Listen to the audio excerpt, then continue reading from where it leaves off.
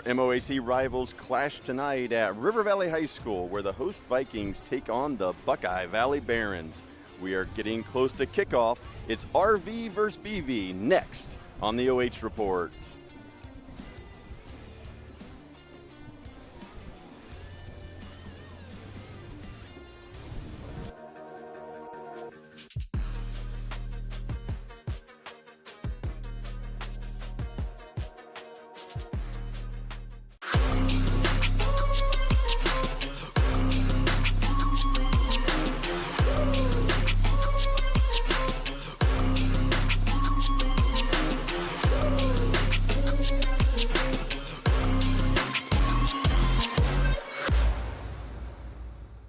Looking for the best high school sports coverage in Ohio?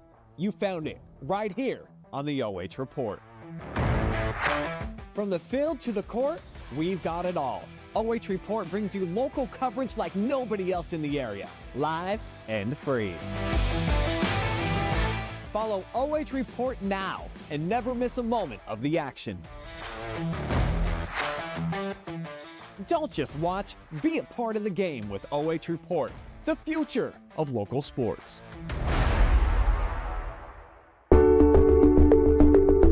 At Avita Home Health and Hospice, our caring professionals are ready to serve you with personally tailored services designed to meet the unique needs of each individual. When we take on a patient at Avita Home Health and Hospice, they really do feel like family. So when we take care of our family, we want to take care of the whole person. So we take care of them from our nurses, our aides, our physical, occupational, and speech therapists, but we also have people that tend to their hearts. So we have social workers, we have chaplains, and people that can help with the emotional side of their care. At Avita Home Health and Hospice, we have a dedicated team that takes care of you. Caring for the whole person is our promise to you. From social and emotional well-being to the way the patient relates to their loved ones, we treat your family like our family. Serving patients and their families wherever they call home, including assisted living facilities and nursing homes. Call 1-800-4NURSES to see if Avita can help administer your plan of custom care. I'm Steve Krall, president of First Federal Community Bank. And here at First Federal Community Bank, our playbook consists of the 3 C's: care, curiosity, and courage. Just like your team, our 3 C's strengthen our communities and our team here at First Federal Community Bank. On behalf of our team here at First Federal, we want to wish all of our area teams and coaches the best of luck this season. Yes!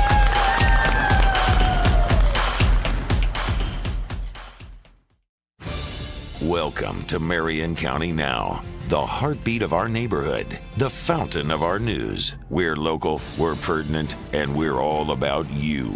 We're dedicated to keeping you in the loop, involved, and linked with the community. And the cherry on top, our service doesn't cost a dime. Marion County Now, our neighborhood, our news. Take a look at all the action from Friday Night Football right here in North Central Ohio with great analysis, highlights, coach interviews, and so much more every single Friday night right here on the OH Report.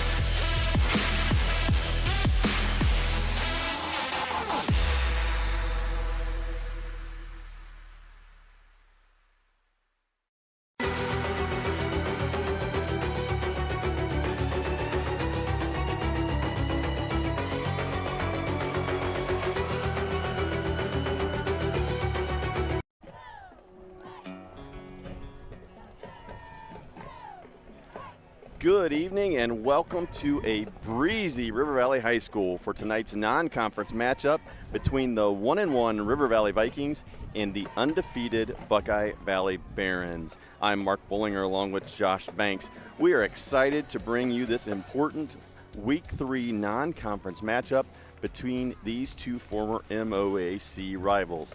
As I said, the Barons enter tonight 2-0, while River Valley comes in 1-1, suffering a surprising loss last week to Madison Comprehensive. So tonight, Josh, it's a bounce-back night for the Vikings. Yeah, River Valley really going to look to bounce back. Chase Smith comes out week 1, has a phenomenal week 1. First year back to football against Elgin. Comes in and kind of runs into a different monster in the Rams of Madison. They put a little bit more pressure on him, force him into some mistakes. I think he's going to be the key to tonight. How does Chase bounce back after a tough week 2? Well, and tonight is really important for River Valley just from the standpoint of, as we talked in that before that week 1 game against Elgin, Vikings looking for their first winning season in 5 or 6 years, and tonight's going to go a long way. There's some teams on the schedule the rest of the way that have gotten off to impressive starts. So with 12 teams per region making the playoffs, it'd be a great time for the Vikings to get a W tonight and get some of those second-level points that Buckeye Valley is going to give them.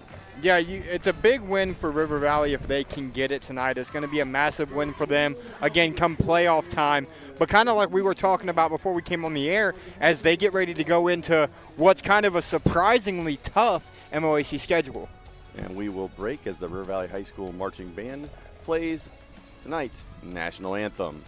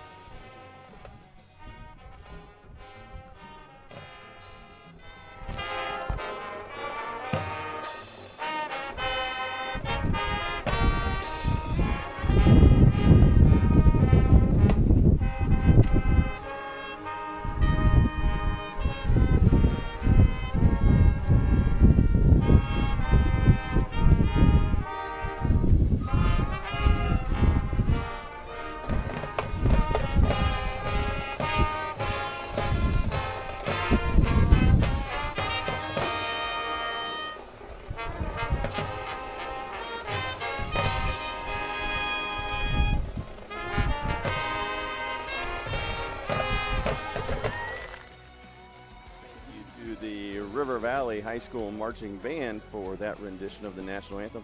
As we were talking about, River Valley comes in 1-1. Of course, this being week 3, the Vikings' last game before they go into MOAC play. Get on a good roll here as next week they start going into some action against, starting out with some Marion County schools and then Shelby in week 6. It'll be Pleasant in week 4, Harding in week 5, and then Shelby. So a big stretch coming up in conference play for the Vikings. Yeah, a huge stretch coming up for them come conference play, and it's going to be interesting to see, like we kind of talked about, how do they take that challenge? Last year they had a great leader in Chase Ebert that was able to kind of really help them take on that challenge, help them be that team, help them, grow in the MOAC.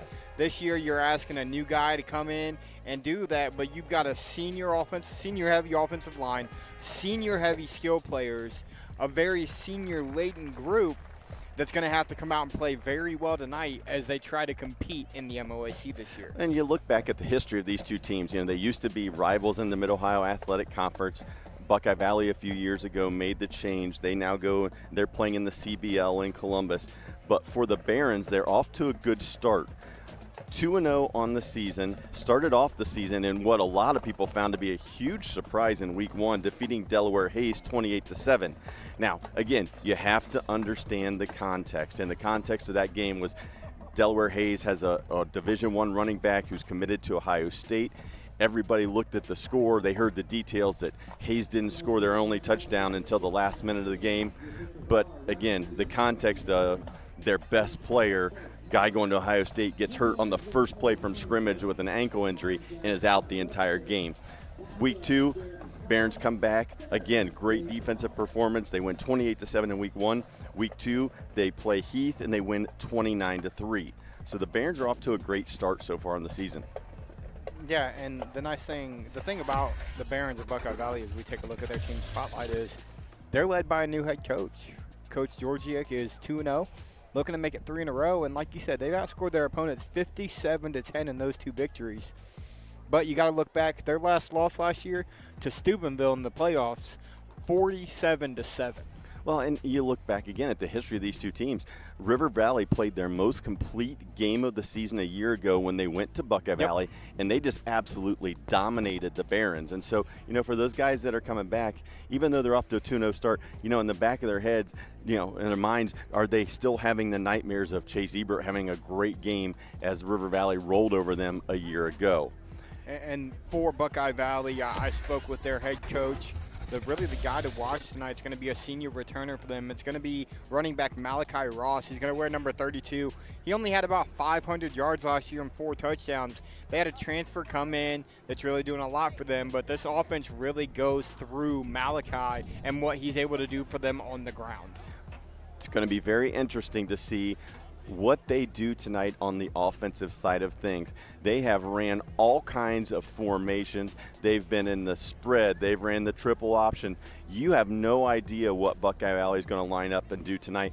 We're expecting them to go heavy tonight to try to establish the run game against the Viking defense that has given up a lot of points and a lot of yards over the last few seasons, especially on the ground. Yeah, and if we flip things over and we talk about those Vikings of River Valley led by Coach Matt Waddle, he's done everything right here, Mark. He's building a program. They're 1-1, and they're looking to bounce back after that tough loss.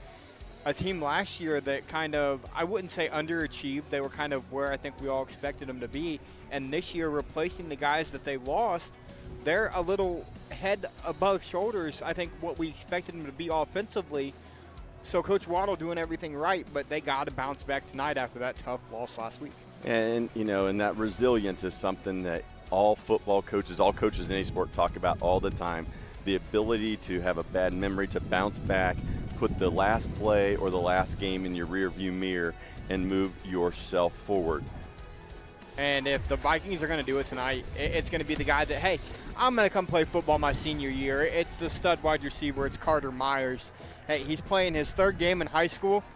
He's already established himself as a big play threat downfield for the new quarterback for the Vikings. As Carter on the year, 7 catches, 172 yards, and 3 touchdowns. That touchdown-to-catch ratio is pretty good there, isn't it, Mark? Well, it's pretty darn good, and I think Buckeye Valley coming in completely understands that. For them on the defensive side of things, you have to limit the big play from River Valley.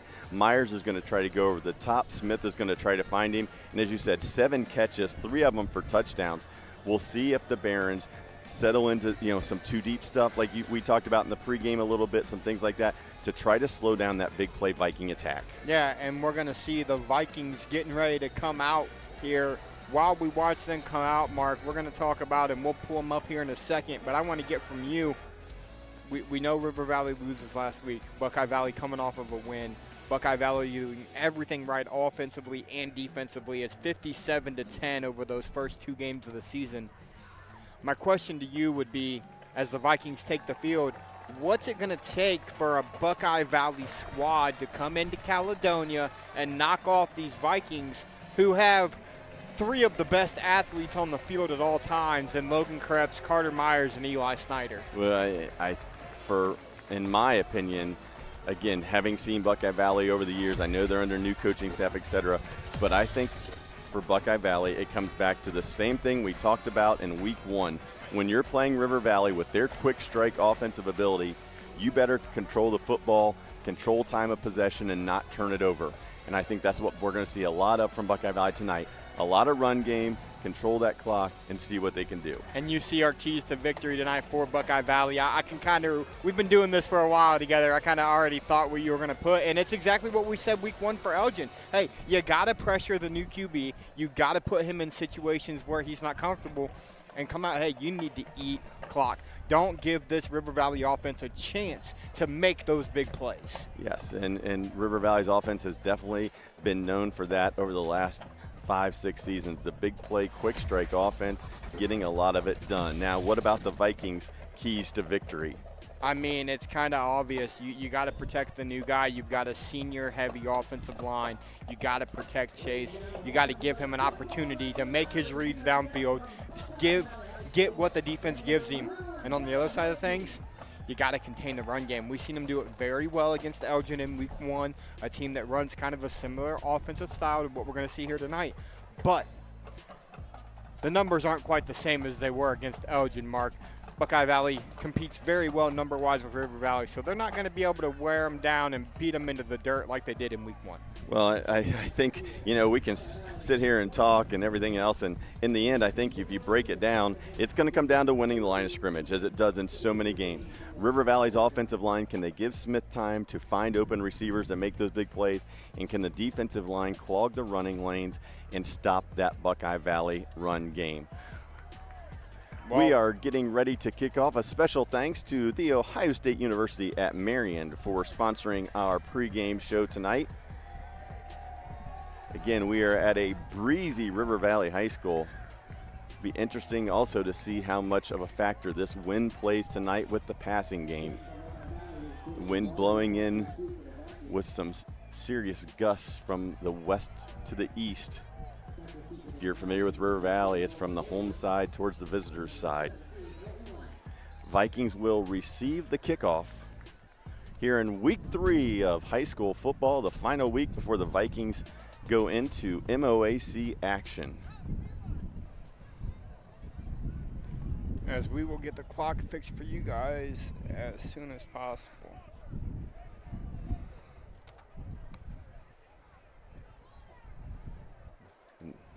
Back deep for the Vikings, freshman Nolan Bailey, senior Colton Lang. Both dynamic playmakers with the ball in their hands. And how about the student sections? Let's just point that out quick, Mark. Both schools got a little student section going on tonight on a Friday night for football. And we are underway here from River Valley. Kickoff goes to Bailey. He fields it just inside the 10.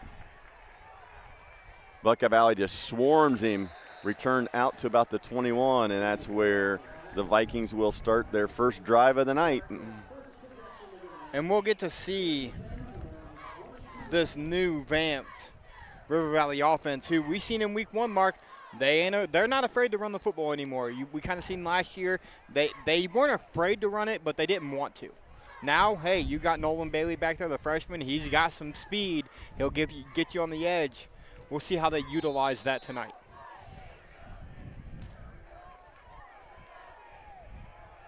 And Vikings get a penalty on the first play of the game. Drew the Barons offside, so an easy 5 there for River Valley.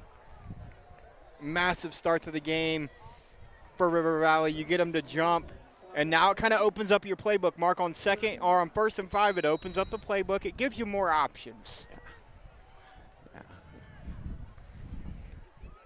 Handoff, Bailey, right side, met right away and brought down. No gain there for Nolan Bailey. And again, we kind of talked, that's going to be a key for them tonight, is being able to run the football, establish the ground game. Don't let Buckeye Valley play 2 high safeties. Don't let Buckeye Valley make them bring 8 guys into the box and then beat them over the top. Smith looks. A little bit of pressure, tries to get out of the pocket, and he's going to be brought down for a sack, a loss of 7. So what started off promising, 1st and 5, is now going to be 3rd and they're going to call it about 10 for the Vikings.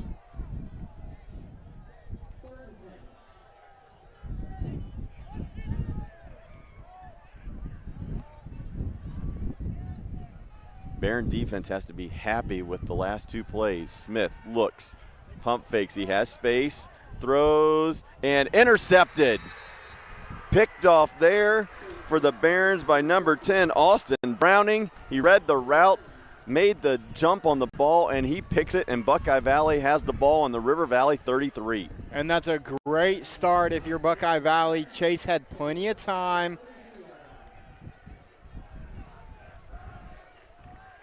Chase had plenty of time in the pocket. He tried to make a big throw to the numbers, just threw it. That's a ball you want to throw to the outside shoulder. Don't give that defender a chance to make that play. The defender steps up, makes a great pick, and now the Barons are going to have the ball in River Valley territory. Yeah, great job by Browning there. Read the route the entire way and just made a break on the ball. Buckeye Valley going to take an early timeout as they were having some substitution issues. So we'll go ahead and I guess we can talk about kind of other games in the area tonight. Clear Fork with a giant game. They start the season 2-0. Now they're traveling to Lex to take on, how about this, a Michigan State commit and a Georgia commit, and Joe Caudell and Braden Fogle. Yeah, that Lexington squad is loaded with athletes, and it's going to be a good test for Clear Fork. Yeah, people a little bit surprised about the start that Clear Fork has gotten off to. They've opened some eyes around the area and around the MOAC, but a little bit different level of competition tonight. And for Lexington, they're basically 1-1 in the MOAC. This is week 3 for them, where all 3 of their non-conference games are against MOAC foes. They defeated Ontario, lost to Shelby. Now tonight they'll take on Clear Fork. But here at River Valley, 10:47 to go first quarter. Buckeye Valley starts their drive on the River Valley 33. Quick throw and catch. Complete to Zane Furr. So nice gain on first down for the Barons. Yeah, big play there on first down. They come out spread, Mark. You and I talked. We thought they were going to come out heavy. They're going to come out spread. They're going to look to throw it around. And I would almost guarantee that field position they have has a big play in that. Well, and that was almost like a run play anyway. Quick throw, open, caught. Brought down, but it's going to be enough for a first down. Mason Matheny on the catch. Great throw and catch here by Huss. And here's the thing, you're going to see a lot of motion out of Buckeye Valley. They're going to motion that back out of the backfield. The first play of the game, they run essentially a run play. They run a little screen pass out to him, and then they throw a quick out to the other side of the field. So you catch them your eyes get caught looking with that motion. You go opposite side of the field, and it's a great throw there by Huss. So Buckeye Valley coming out and giving River Valley a taste of their own medicine. Let's run the football now. They're going to go heavy package. Malaki extra Ross tight ends. Pitch to Ross. Cuts it back right. And right there on the tackle is Logan. And flag on the play. I would guess it's going to be a hold or a false start from where the flag came in at. It is going to be a hold, yep. So second penalty there for the Barons. Come out in that heavy I formation, little toss to Ross. It's almost a toss cut back as he went opposite side of the toss. Was able to get a couple. The hold negates it. Now it'll be interesting to see where River Valley goes from here. So 1st and 19, ball on the 24-yard line of the Vikings. Fake toss, counter. And River Valley read it well.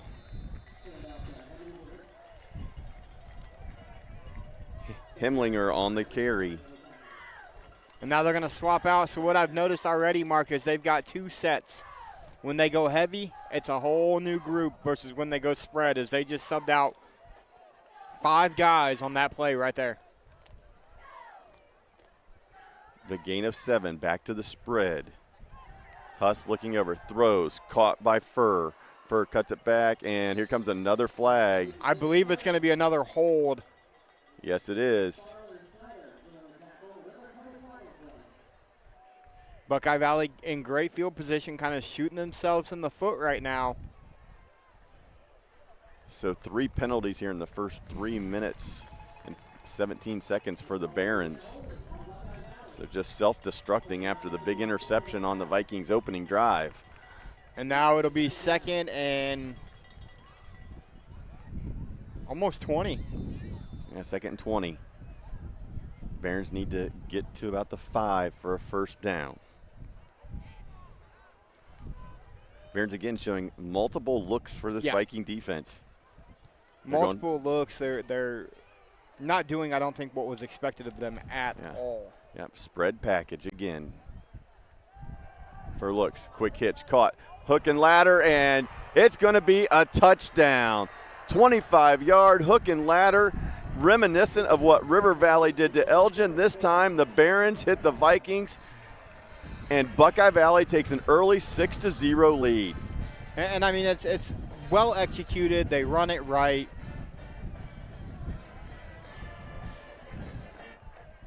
Just like we seen week 1 with Elgin and River Valley when they threw it to Carter Myers and he tossed it to Nolan Bailey. Yeah, Berkey with the catch, tosses it or pitches it to Furr. He dances down the sideline, and Buckeye Valley tries to tack on the extra point, and it is up and good. So with 8:16 to go here in the first quarter from River Valley High School, it's Buckeye Valley 7, River Valley 0. You're watching high school football on the OH Report. Welcome to Marion County Now, the heartbeat of our neighborhood, the fountain of our news. We're local, we're pertinent, and we're all about you. We're dedicated to keeping you in the loop, involved, and linked with the community. And the cherry on top, our service doesn't cost a dime. Marion County Now, our neighborhood, our news.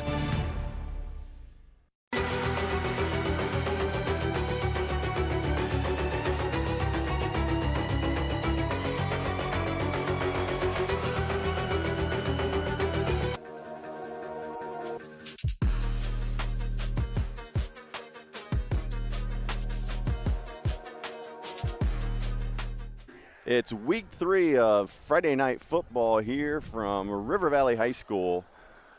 Buckeye Valley capitalizes on the interception, goes 33 yards, 25-yard pass to Furr on the hook and ladder, and Buckeye Valley takes an early 7-0 lead over River Valley.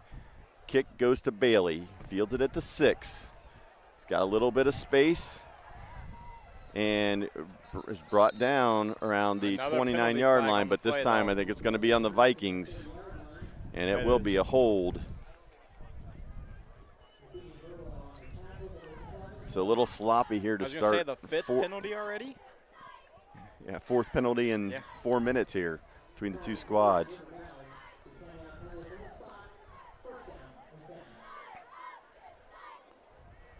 Important here for the Vikings to answer. And it'd be interesting to see what they do here. You know, Chase comes out. He struggles last week. He comes out here. He's going to throw a pick on the first drive. Do they go to more Bailey here?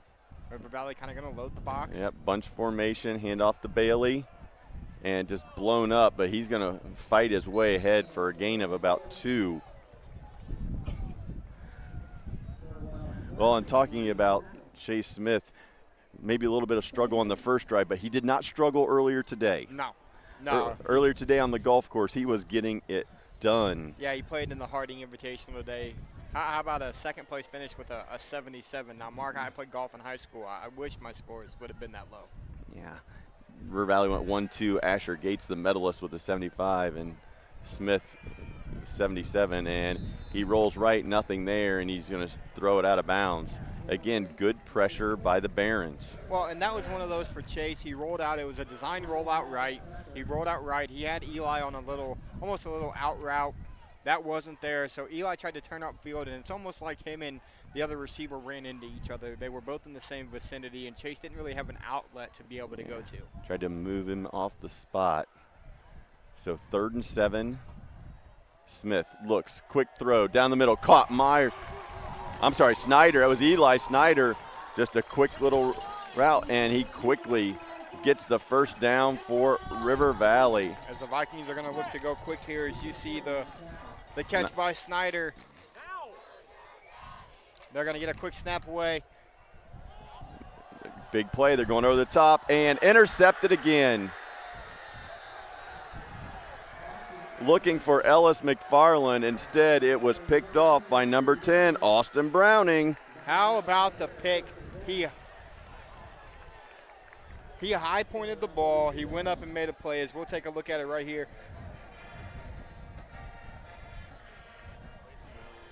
So 2 possessions and 2 turnovers for River Valley. That's just one where throw the ball up, you're one-on-one, and for River Valley, your receiver, you expect them to either make the catch or knock the ball down. Well, and McFarland, he had an angle. It was undercut by the defensive back. He tried to go up and make a play on it. It's just good coverage, and it's not a bad ball by Chase, but maybe that's when you want to overthrow instead of underthrow. Yeah. Buckeye Valley back to the ground game. Heminger on the carry. gain of 2. They're going to look to go quick now as well. Quick pitch, Heminger again. Oh, tries to put his foot in the ground and make a play, but great tackle there by Ty Monette. Yeah, I mean, that's just a great defensive play by Monette, as you'll see it here on the replay. Great form tackle. He broke down, he drove through him, and he put him down. And this is now a big 3rd down here for the Vikings. They need to get off of the field and give their offense good starting field position. Absolutely. Quick change on the interception. See if the Viking defense can get a 3-and-out here. Under 6.5 to go here in the first quarter. Buckeye Valley looking at a 3rd and 9.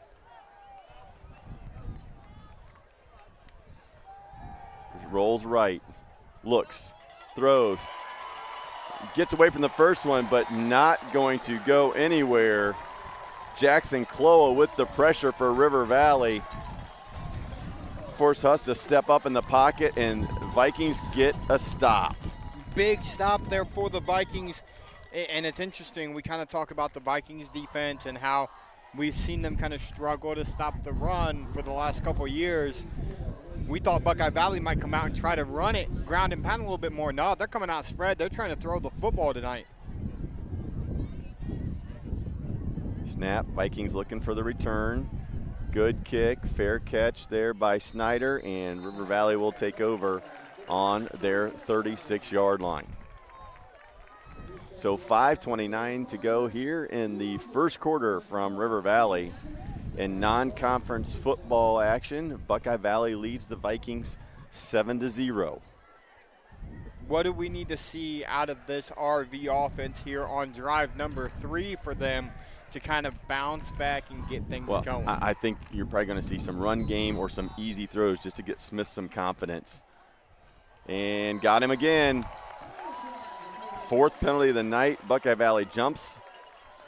Move it 5 yards. So first Twice and 5 they got again. him on the hard count. Yeah, Buckeye Valley 30 yards in penalties here in the first 6.5 minutes of play.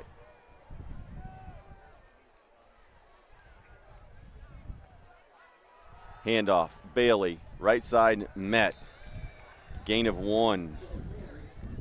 Great tackle there by the Barons. Met Bailey. Well, I thought he had a gap. There was a hole there, and he got through it, but he got met by a linebacker. Yeah. Buckeye Valley doing a really nice job plugging those run lanes. 2nd and 4 for River Valley.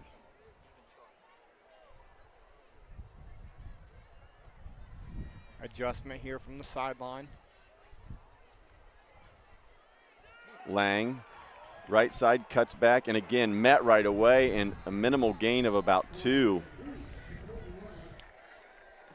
Good play call, better defensive play by the Barons. It's a great play call. Try to get one of your playmakers on the edge, but he got met as soon as he turned that corner by this Baron defense.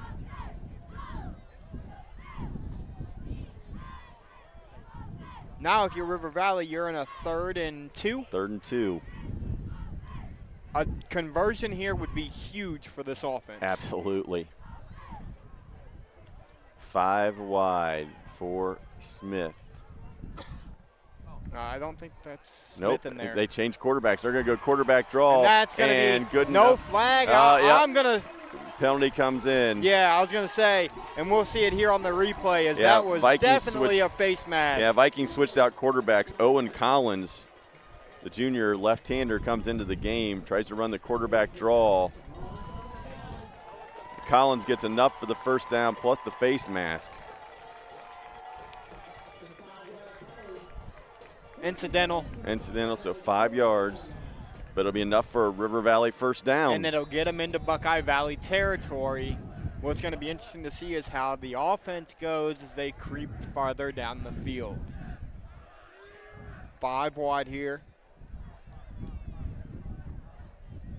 Tell you what, they're really playing off of Eli Snyder. I'd almost like to see a quick screen out here to him. Let him catch. And there it is. Oh, was his knee down when he caught it? They said no. He's going to take it ahead for a couple yards. It was close. Thought Eli may have had his knee down when he made the catch, which would have ruled him down. Instead, He moves it ahead for a gain of 2. Good job by the offensive coordinator there to see that. They're playing. I mean, I want to say that defensive back was 10 yards off of Eli on the ball. You get him the ball quickly, but you've got to have better downfield blocking by your receivers to run that play. Vikings almost got him again on the hard count. They'll come up, guard a little bit closer this time.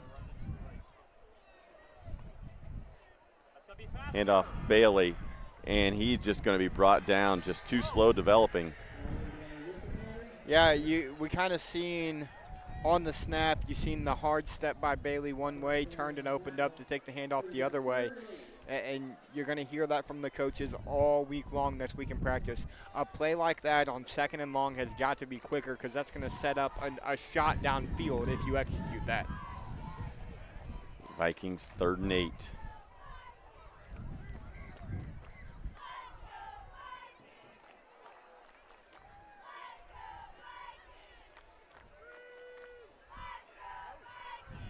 Play clock at 5. Timeout. The Vikings have to call timeout. Timeout, and they will. Looked like the Vikings were expecting one of their wide receivers to go in motion. Nobody was doing that. Well, they look over here to get adjustments from the sideline, especially when they go to that fast no huddle. They got the adjustment, but it looked like the slot guy, which is who was supposed to go in motion, which was Eli Snyder, might have misread a signal or got the wrong signal. And he was, I think, supposed to be the motion guy, and he was signaling or maybe the he coach. wasn't supposed to motion, and Smith thought he was. Yeah. And, yeah. But he whatever looked, it was, a little bit of confusion. But the when Vikings, Smith looked at him and told him to motion, he looked back at the coach and did the exact signal that the coach told him, like, hey, this isn't motion for me. Unfortunately, that's a tough timeout to burn if you're Coach Waddle and the Vikings, but you're moving the on ball 3rd down and 8, the it's field. worth it to It's make sure you get the 3rd and play 8. you want.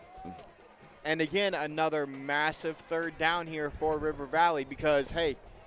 Well, and if they don't get the first down, if it's 4th and short, I would anticipate the Vikings go for it. Absolutely. Get something close to the sticks if you're River Valley. Smith drops, looks right, throws, and overthrows his intended receiver, Carter Myers. There's the deep shot we were talking about, and overthrows him. There's that deep post. He had Myers a little bit overthrown. Good job by Smith, though, to kind of sit in the pocket, step up, and he shows off the cannon there as that was a 40-yard ball in the air, Mark. Yeah, Looks like we're going to 8. see him punt. River Valley will come out and punt. Your defense just got to stop. You trust them to do it again. Now freshman Owen Severns is the punter. He's also a 3rd-string quarterback. Drops it, picks it up, gets it off. Still gets off a great punt. And fair catch by the Barons. They will start the drive at their own 17-yard line. So 2:03 to go here in the first quarter at River Valley. Buckeye Valley leading River Valley 7-0. An important Week 3 matchup with some playoff points on the line. Buckeye Valley off to a 2-0 start on the season.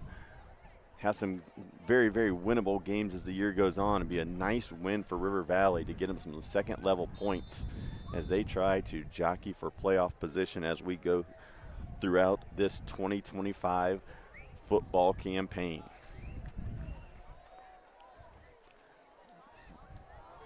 There's the toss, and River Valley on it right away. There's nothing there for Ross. Dominant play by the interior of the Viking defensive line with Carter Kloa. Just blew that play up, and Ross is slow to get up. Yeah, they had to blow the whistle, which means he'll have to come out for a play. They're going to have him looked at.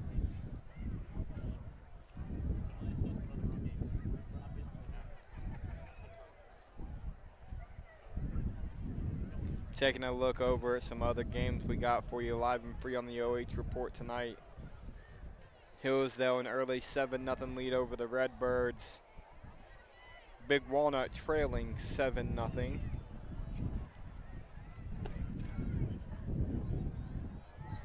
The Western Reserve Rough Riders lead the Winford Royals 6-0. And we got a new school on the OH Report tonight, Mark. We are in Louisville. where the Louisville Leopards, The Leopards are taking on the Northwest Indians.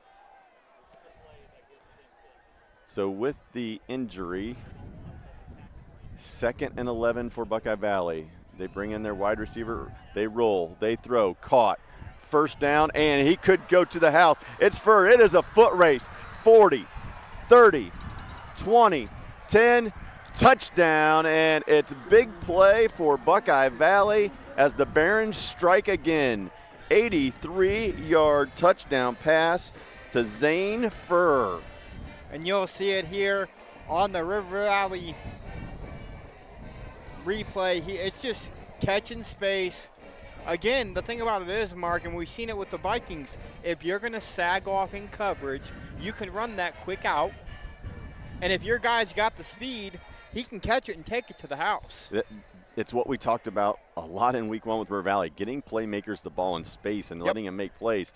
Tonight, it's Buckeye Valley who's done it so far as Furr gets his 2nd touchdown receiving on the night, and the Barons extend their lead to 14-0 with 1 minute to go.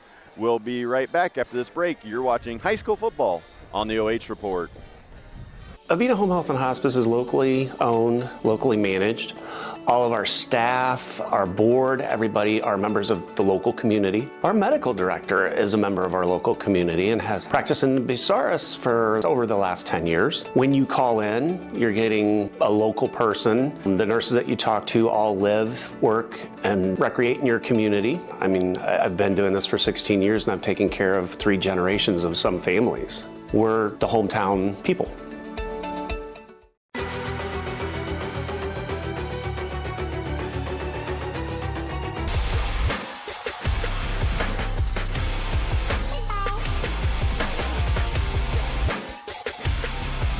Welcome back to River Valley High School, where Buckeye Valley has jumped out to a 14-0 lead over River Valley thanks to 2 big plays from quarterback Nathan Huss to wide receiver Zane Furr.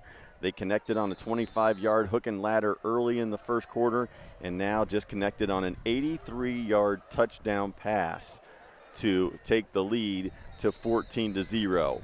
The squib kick bounces its way down where Bailey fields it with his knee down at the 21-yard line for the Vikings. So, Mark, I'll ask you this. If you're the Vikings, what do you need to do here offensively? Obviously, move the ball, try to get points on the board, but what is that going to take?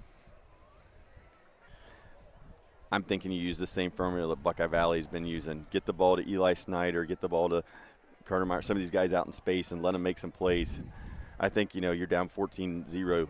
You go back to – or you go to the guy who you expected from the beginning of the year to make plays, and that's number 3.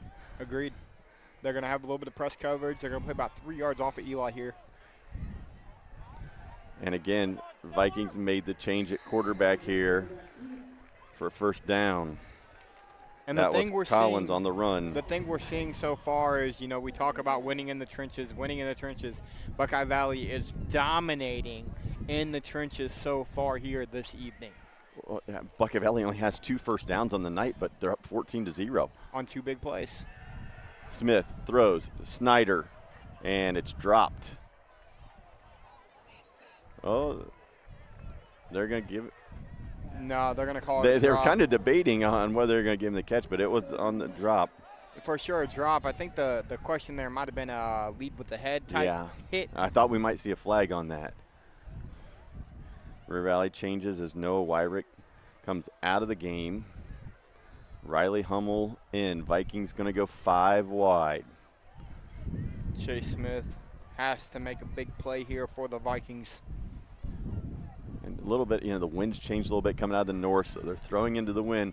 A little bit of pressure over the middle. Oh, what a catch by Eli Snyder. That is what we are talking about.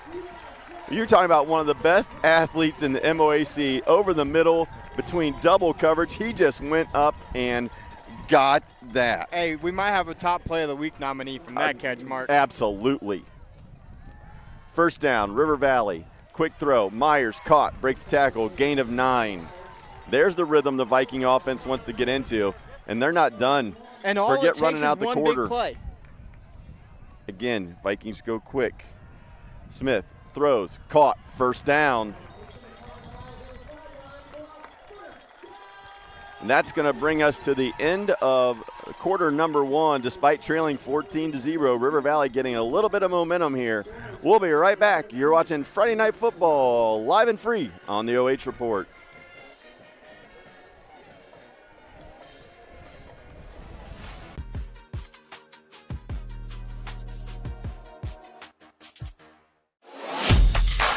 I'm Steve Krall, president of First Federal Community Bank. And here at First Federal Community Bank, our playbook consists of the 3 C's: care, curiosity, and courage. Just like your team, our 3 C's strengthen our communities and our team here at First Federal Community Bank. On behalf of our team here at First Federal, we want to wish all of our area teams and coaches the best of luck this season. Yes!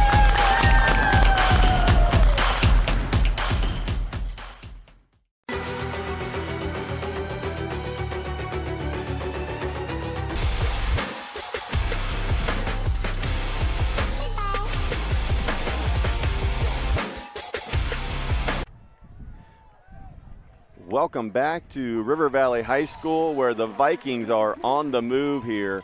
Buckeye Valley leads River Valley 14-0 as we get the second quarter action underway. And we're going to start it with another encroachment on Buckeye Valley. River Valley putting together a nice drive here. 3 consecutive receptions. Now they get another offside penalty, 1st and 5. Quick throw, Lang caught, 40, 35, makes the guy miss, 30, 25, and the flag comes in. I seen it from here. There is going to be a hold there on the Vikings. 2 flags, but what a great individual effort there by Colton Lang.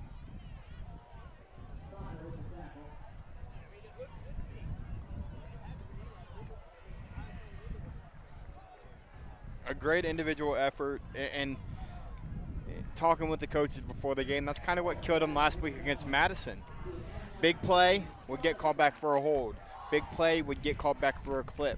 You can't shoot yourself in the foot, especially after that effort by your wide receiver. So with the penalty and where it occurred, it'll be a loss of 8. Second and 12. River Valley on the Buckeye Valley 48. Handoff, Bailey brought down immediately. A loss of 2 on the play, and there's just nothing there in the run game. Nolan Bailey with 5 carries for 2 yards. They're reading it really well on the defensive side. The issue is the linebackers are flying through untouched. Every single time those linebackers are shooting the gaps, and they are not getting touched by anybody. 3rd and long for River Valley. Almost got him again.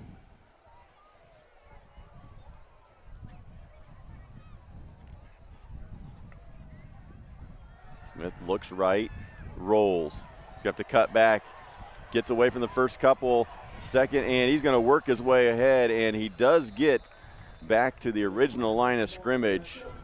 Made a little something out of nothing, gain of 3. But it'll bring up 4th and 10 for River Valley. Actually, it looks like it's 3rd. They got it down as 3rd over there on the stick. My fault, 3rd and 10. The penalty wouldn't have counted as a down. Yeah.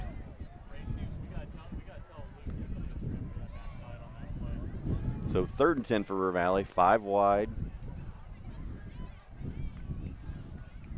Smith looks and tried to throw to Bailey. Wide receiver screen just overthrew him. Now it'll bring up 4th down, and they'll send out the punt unit again for the Vikings. Again, you're in a situation where River Valley possibly run the fake here. As we said, Severns is the punter. Also, quarterback. You're in Buckeye Valley territory, but it would be a risky play. But maybe you try to change momentum. Severns gets it off. Great Good punt. Furr with the catch at the 15. And he's going to be brought down right there. Good coverage by the Vikings. Betty on the tackle. Clean play, no flag there. We haven't had too many of those tonight. Yeah, 8 penalties so far here in the ball game between these two squads. And there was a penalty, and so it was a false start. So they're going to bring it back and make River Valley kick again. Re-kick, give the speedster a chance at another return, as it'll be from 5 yards back. So the 9th penalty. Flag kind of hidden over there along the Buckeye Valley sideline with the yellow helmets kind of blended in.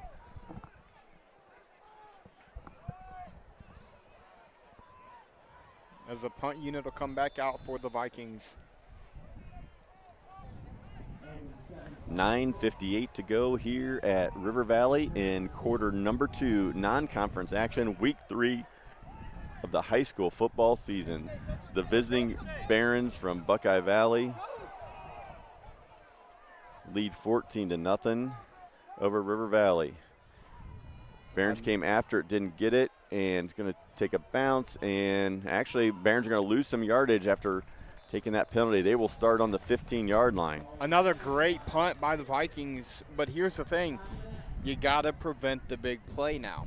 They've went hook and ladder. They've gone speed out. We haven't seen them use the run game, I don't think, as much as either one of us thought they would.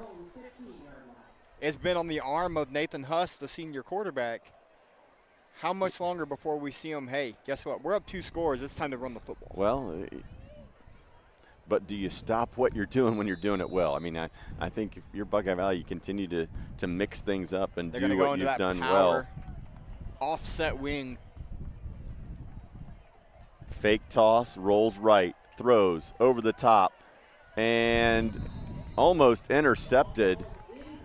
They went fake toss, rolled right, tried to get one over the top, but just underthrown. Riley Hummel was there on the coverage.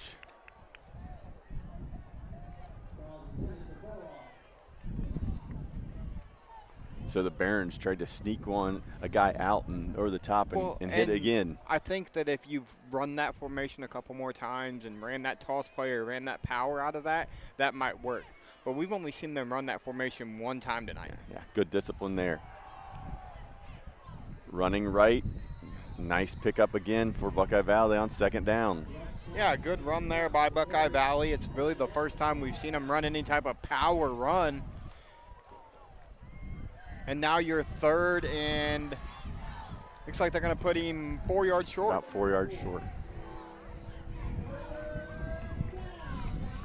Could be a big stop here for the Vikings deep into their own territory. They could flip the field here with a stop. The way the wind is kind of shifted now, going into the wind, Buckeye Valley is. So, yes, if River Valley can get a stop, thinking that punt's going to be going into a strong wind. Yep.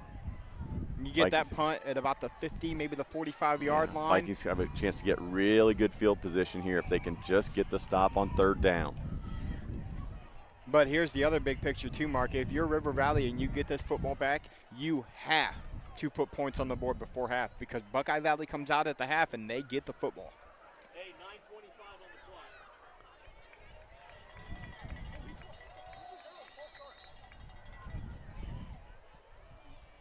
As we're gonna have. Yeah, the ball was, I think, spotted in the wrong, at the wrong yard line. And they had to fix the clock as well. 9:25 gets put on the clock. So they fixed the clock. They fixed the spot of the football.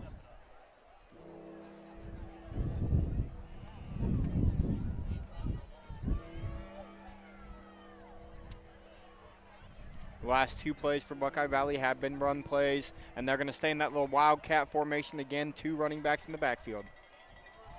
Counter. Lang there to keep it contained, but it's not going to be enough as Buckeye Valley moves it on for a 1st down. On the carry there was Heminger. Interesting formation here that they're going to. The quarterback's not even on the field right now, as Huss will come back out currently.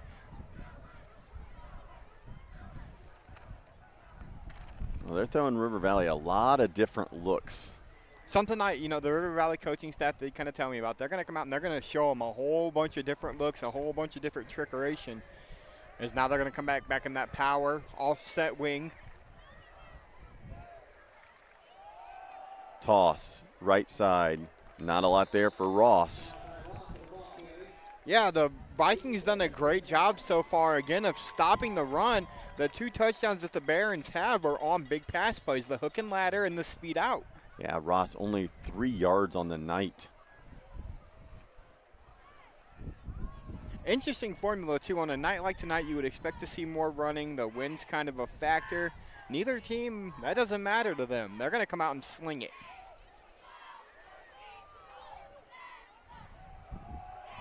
Straight ahead for a gain of about 5. The snap went directly to number 44, Cameron Grout. 6 foot, 210. Listen, captain. a tight end linebacker. Yeah. You could tell he was a football player. He came out for the coin toss, and he had the old Ezekiel Elliott look going on with the jersey rolled up, showing off the abs. 6 foot, 210. Taking snaps, playing fullback, playing tight end, playing linebacker, do it all. As they'll go toss here. And hit behind or right at the line, but plunging ahead for another first down. So Buckeye Valley continues to march. Continues to milk the clock. Again, kind of what I think we expect them to do a little bit earlier. Now you're up 2 scores. Go to your bread and butter, run the football, and milk as much of this clock as you can because, again, the Barons get the ball at the half. Yeah, it was Heminger again with the carry. Clock continues to roll. We're under 7.5 minutes here. Buckeye Valley leading 14-0 over the homestanding Vikings. 1st and 10, ball on Buckeye Valley's own 38-yard line. No, watch for the fake pitch inside. Yep, there goes Ross. And over the right side, nice gain on first down. Picks up 5.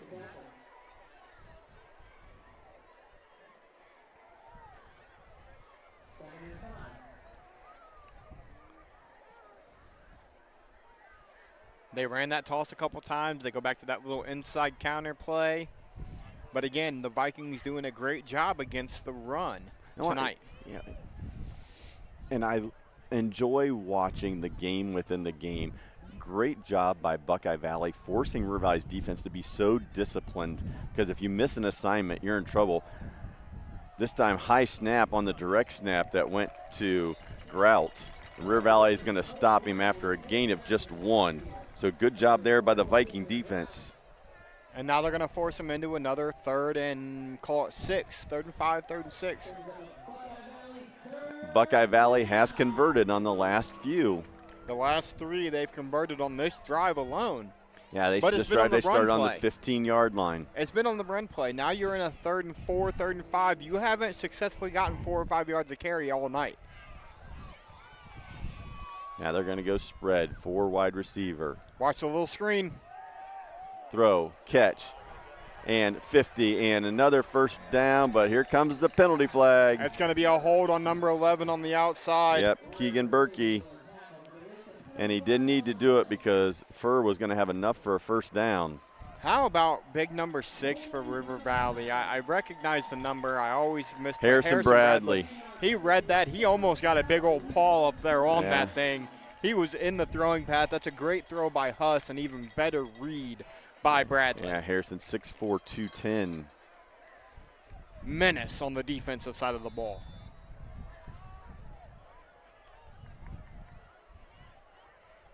Seventh penalty of the first half for Buckeye Valley.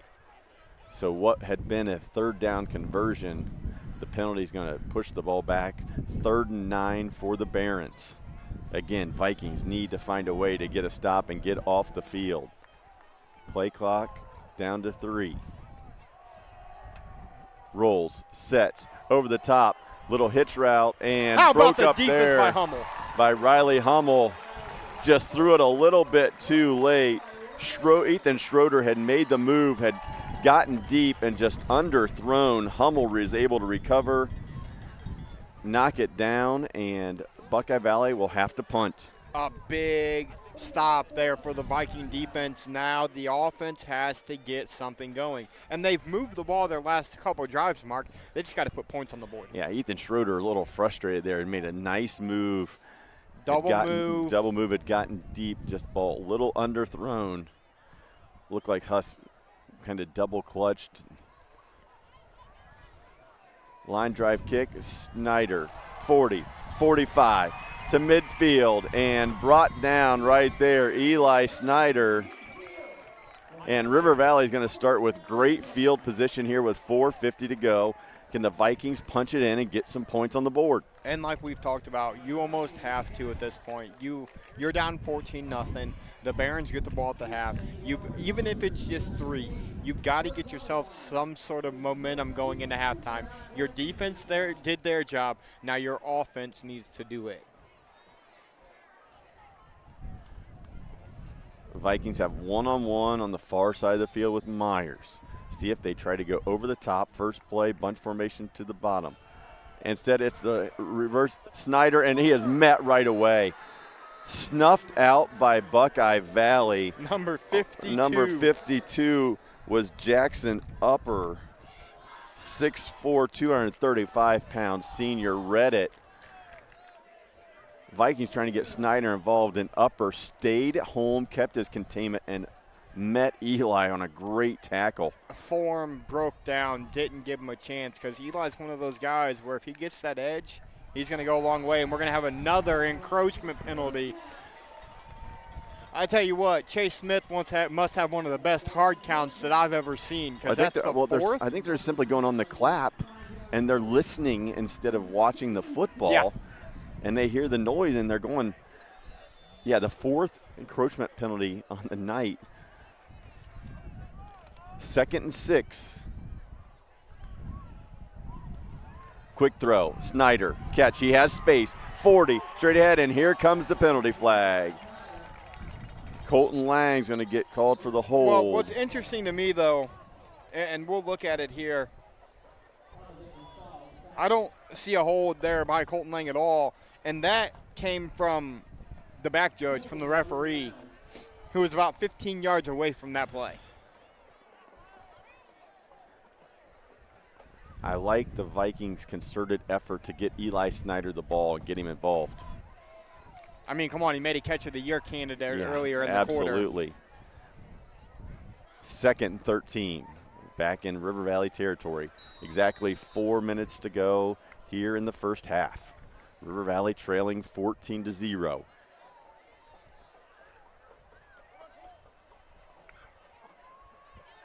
Smith looks to go over the top to Myers, and just a little bit overthrown. Again, Vikings taking a deep shot, trying to get the home run ball.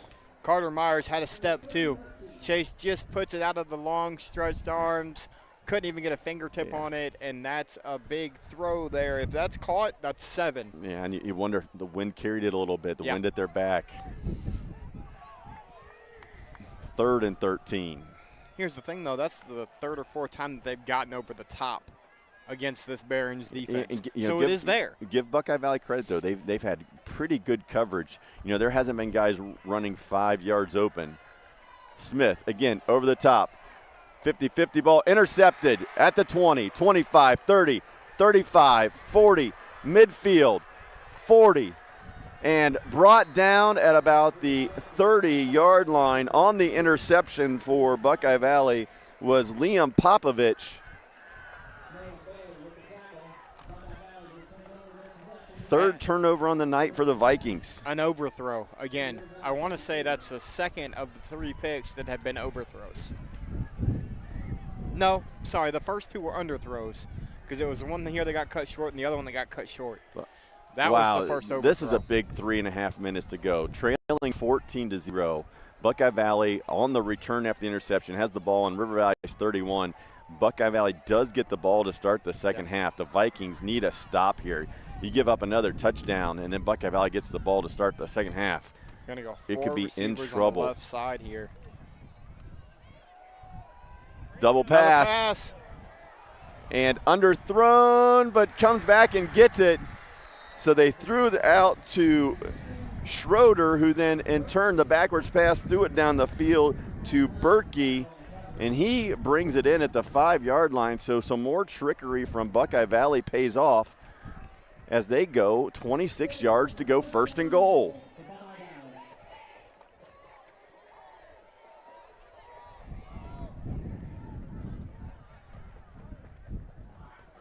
first and goal from the 5-yard line for Buckeye Valley.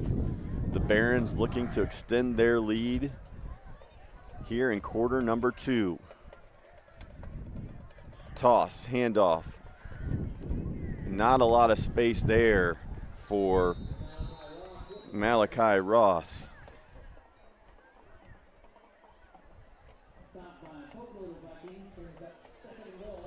Gain of 2 on the play.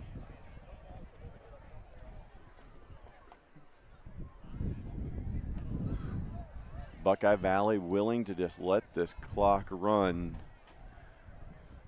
Eat up some time here, leading 14-0. Yeah, you want to score with no time left on the clock here if you're the Barons.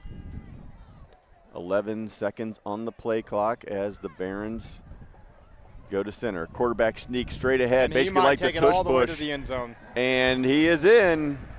It's the quarterback, Nathan Huss, who takes it in from 3 yards out. And Buckeye Valley extends their lead to 20-0. They went quick.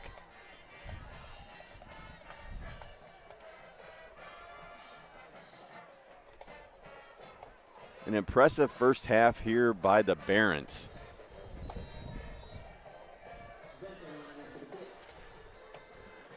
Point after is up and right down the middle. So with 2:08 to go here in the first quarter, it's Buckeye Valley 21, River Valley 0. We'll be right back after this quick break. You're watching Friday Night Football on the OH Report. Avita Home Health and Hospice is locally owned, locally managed. All of our staff, our board, everybody are members of the local community. Our medical director is a member of our local community and has practiced in Bucyrus for over the last 10 years. When you call in, you're getting a local person. The nurses that you talk to all live, work, and recreate in your community. I mean, I've been doing this for 16 years and I've taken care of 3 generations of some families. We're the hometown people.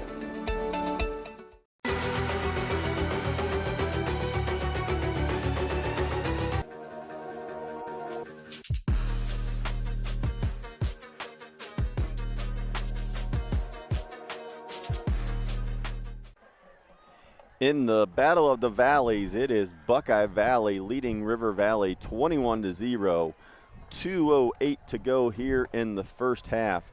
Buckeye Valley just capped off a 31-yard drive following the 3rd turnover on the night for River Valley to extend their lead.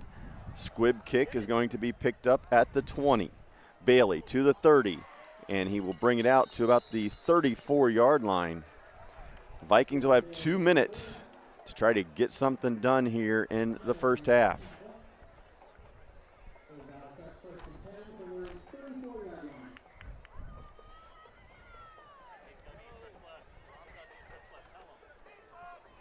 We'll see what this Vikings offense dials up now. Again, Chase.Smith has thrown 3 interceptions in the first formation. Half. Myers near side of the field, one-on-one. Trips to the far side. Smith looks over the defense. Looking at Myers. Quick throw and deflected. Getting his hand up in the air was Wade Carey.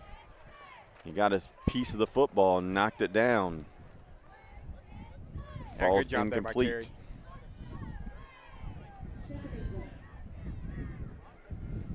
2nd and 10 for River Valley. Same formation, trips to the far side. Myers one-on-one. Throw, caught, Lang. Right near the first down. They're going to say he's just about a yard short. So good quick throw there to Colton. Something we've seen Chase be very effective with tonight is that quick read, quick throw. Well, BV's giving them space. Buckeye Valley is not going to give up the big play and get beat over the top if they can avoid it. Instead, the handoff goes to Bailey, and he is brought down behind the line of scrimmage. Great job at BV defensive line to get penetration, and 3rd and 1 leads to a loss on the play, and Buckeye Valley is going to call timeout. Yeah, you're going to call timeout. You're going to look to get the ball back this last minute 22. And, I mean, hey, let's talk about it. If you're BV, you get this ball back and you score before half, you go up 28-0. You get the ball back and score again, more than in running clock territory. Well, it's unofficial, but I have River Valley for 1 rushing yard on the night. And it's been, and you'll see it as I'll play this replay as we wait, it's been guys that are untouched. Number 84 there for Buckeye Valley, Wade Carey, who got the hand up on the quick curl route earlier. The tackle jumps off of him, and nobody slides over to that side to pick up that block, and he's just untouched to meet Bailey in the backfield. 4th and 3 from their own 41. Eli Snyder, a late substitution in for River Valley on the punt team. Buckeye Valley sets up the return, takes a bounce, picked up there by Furr. 25, and you're going to get ridden down there at the 25-yard line. Hummel with a great special teams play. He's made a couple good plays in those defensive back spot, makes a big tackle there on special teams. It's just getting a little bit chilly out here tonight, Mark. Well, they said the temperature would drop a little bit. The wind continues to be a bit of a factor. It's been breezy all day today, and it is definitely continuing tonight. The wind gusting in from the north. This year at River Valley, in the past year, like last year, I think it was, corn was out in that field on the north side. This year it's beans, and there's no wind block. Buckeye Valley looking for more. Drops, is going to scramble, but this one's coming back. Holding is going to be called on the Barons, and there's a second hold. So nice job of scrambling and trying to make a play there by quarterback Nathan Huss. But it's going to come back. Yeah, it'll be a holding on both parts there. As we take a look at a couple other games going on live and free. The Lucas Cubs lead the Danville Blue Devils 7-0 in the second quarter. Western Reserve up big over Winford. I want to say last I looked it was 20-0. 20-0.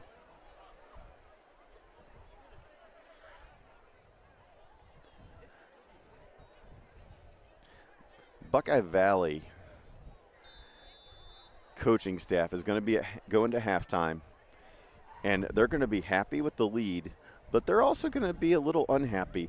9 first-half penalties on the Barons. Yeah, I mean, if you're Coach Georgiak over there, that's the one thing you have to be upset about. And in high school football, there's always one thing. Pass caught. Inbounds. Clock continues to run.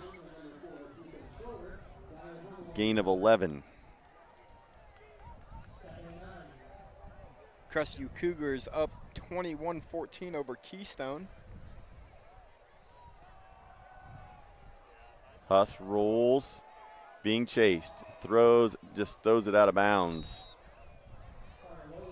Almost throws it into the stands. Yeah, nothing there, so he just goes ahead and wastes that one.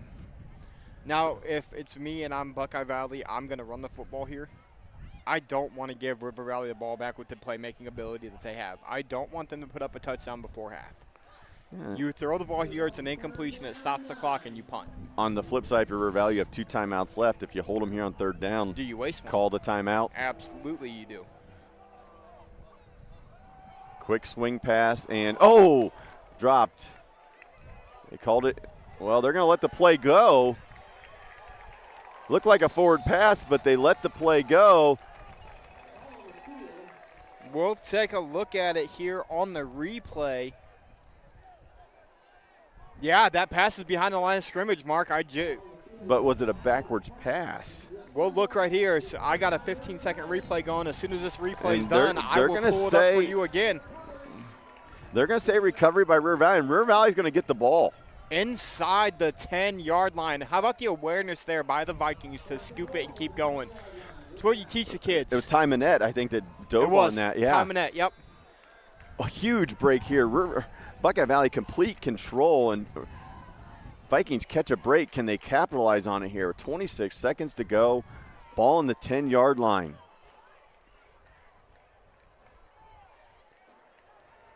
Jump ball thrown to Myers and out of bounds, and they're going to throw the flag. Interference. Yeah, we're absolutely going to have pass interferences. We'll take a look at it on the replay. All over him in the corner of the end zone. Now, here's the question with that, though. I understand the pass interference call. Was it catchable, and did he step out before he went up for it?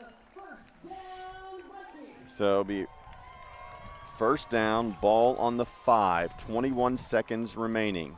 Does River Valley go to the run game here? Collins in at quarterback. Mesh point and runs it and stopped. He's going to be stopped short. Just short. He's at the 1. Clock is still running.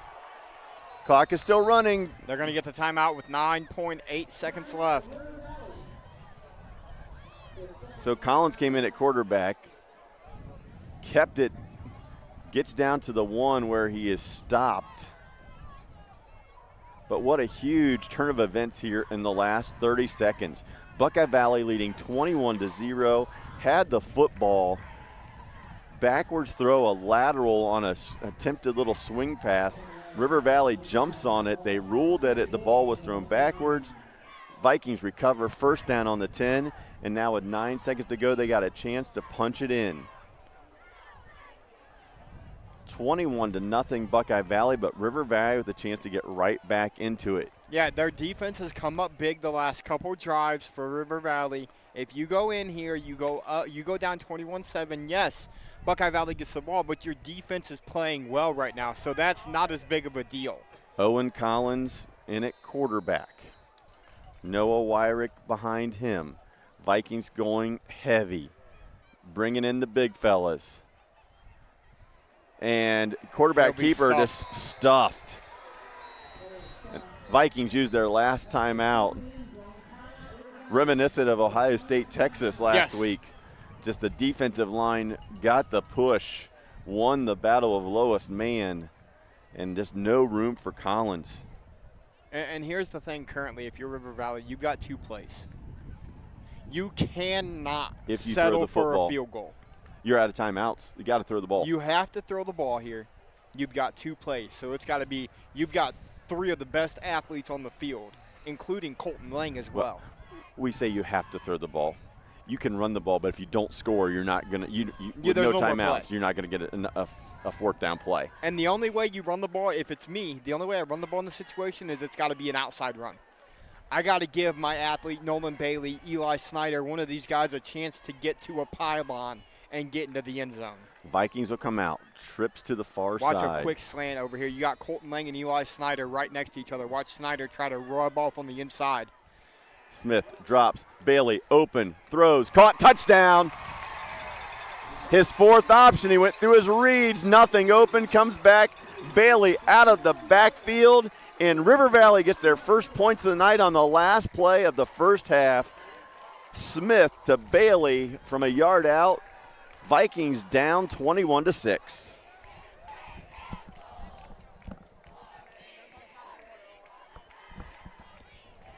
Huge touchdown for the Vikings there. And how about the progression we just seen from Chase Smith? You seen Snyder and Lang both run quick slants. Nobody was there. And the extra point is blocked, but there's a flag on the play. So while the extra point was blocked, there was a flag. Did they I think Buckeye Valley had 12 guys on the field. Yeah, there's 12 guys out there for Buckeye Valley. Yep.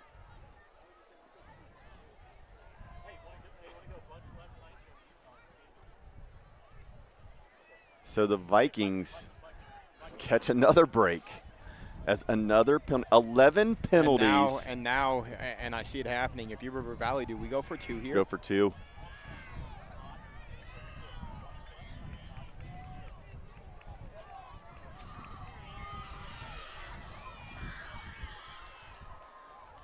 You're down 21-6. 21-6. Vikings going to bring the offense back out on the field. No time left on the clock. Go for 2 here. Last play of the first half. And I would assume it's going to number 1 over here in the corner. Watch him run a little fade route and look for Chase to look right there.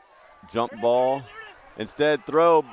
Harrison How Bradley about the big fella? snuck him out. Harrison Bradley blocked, took a hesitation, and then released and wide open. And what a way to end the half for River Valley. A late 10-yard scoring drive off of a turnover, and the Vikings cut the lead to 21-8. It is halftime here at River Valley. Buckeye Valley 21, River Valley 8.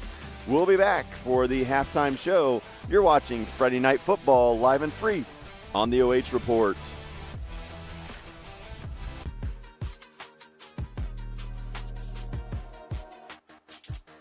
Avita Home Health and Hospice is locally owned, locally managed. All of our staff, our board, everybody are members of the local community. Our medical director is a member of our local community and has practiced in Bucyrus for over the last 10 years. When you call in, you're getting a local person. The nurses that you talk to all live, work, and recreate in your community. I mean, I've been doing this for 16 years and I've taken care of 3 generations of some families. We're the hometown people. I'm Steve Kroll, president of First Federal Community Bank. And here at First Federal Community Bank, our playbook consists of the 3 C's: care, curiosity, and courage.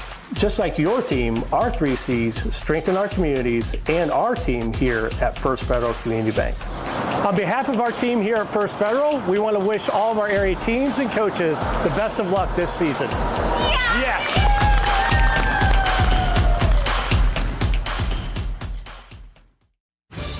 Welcome to Marion County Now, the heartbeat of our neighborhood, the fountain of our news. We're local, we're pertinent, and we're all about you. We're dedicated to keeping you in the loop, involved, and linked with the community. And the cherry on top, our service doesn't cost a dime. Marion County Now, our neighborhood, our news.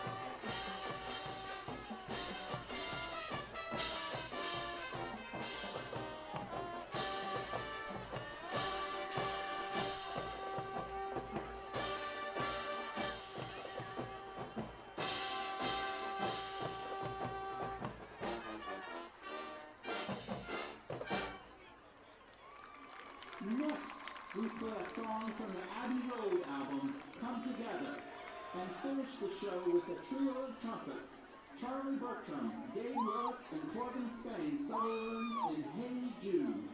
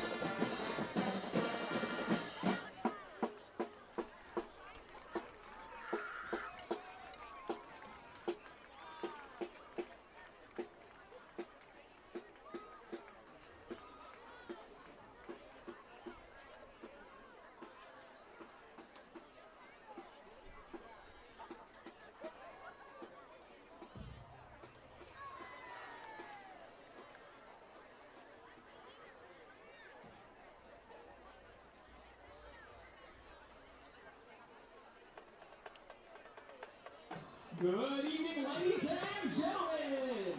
On behalf of River Valley Local Schools, please welcome the 2025 Marching Vikings. Under the direction of Dr. Met, drum line instructor Alex Concord, color guard instructor Candy Color, and under field direction of Camden Bradley, the Marching Vikings presents Hits of the 2010s. Our journey begins in 2014 when DJ Mark Ronson and pop icon Bruno Mars released his 80s inspired track, which spent 4 months on the Billboard Top 100, going 11 times platinum, and was even performed at Super Bowl 50. Time to groove along with Uptown Funk.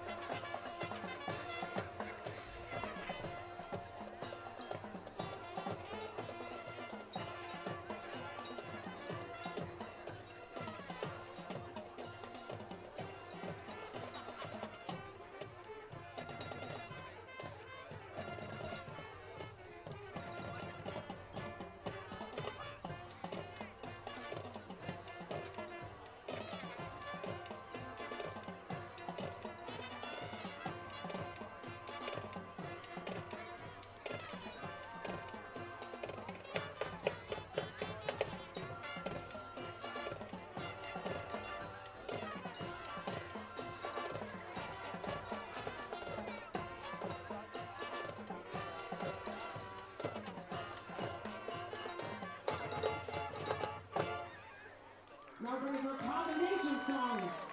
It will bring the most popular song of the decade, debuted on October 26, 2013. Pitbull and Catcher decided to come together to put out Timber.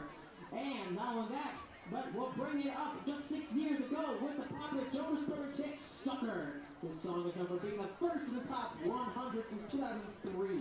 We know you love it. Here we go.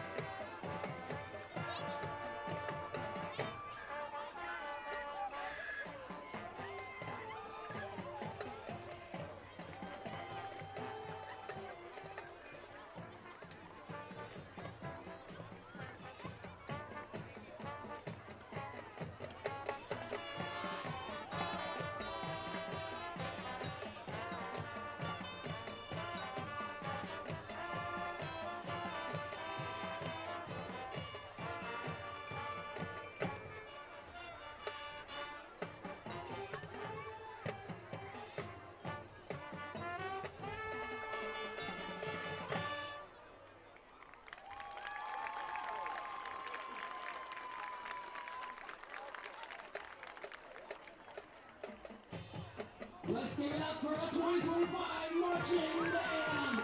Let's go Vikings!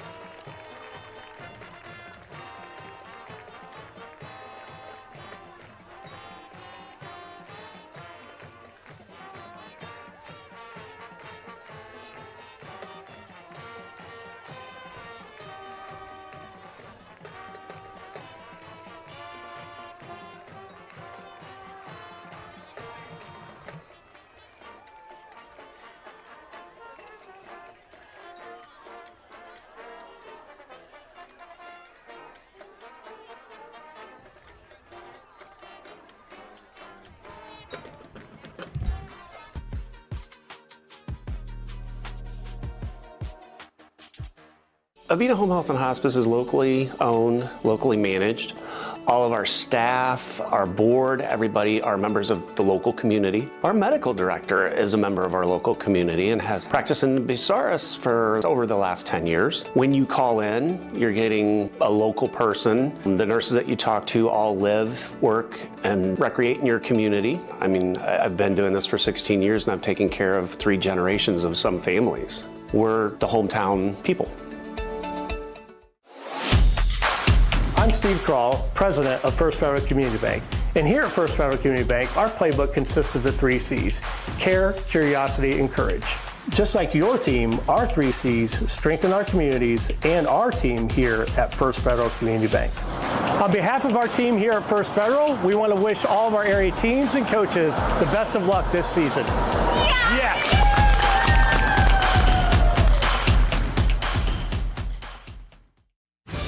Welcome to Marion County Now, the heartbeat of our neighborhood, the fountain of our news. We're local, we're pertinent, and we're all about you. We're dedicated to keeping you in the loop, involved, and linked with the community. And the cherry on top, our service doesn't cost a dime. Marion County Now, our neighborhood, our news.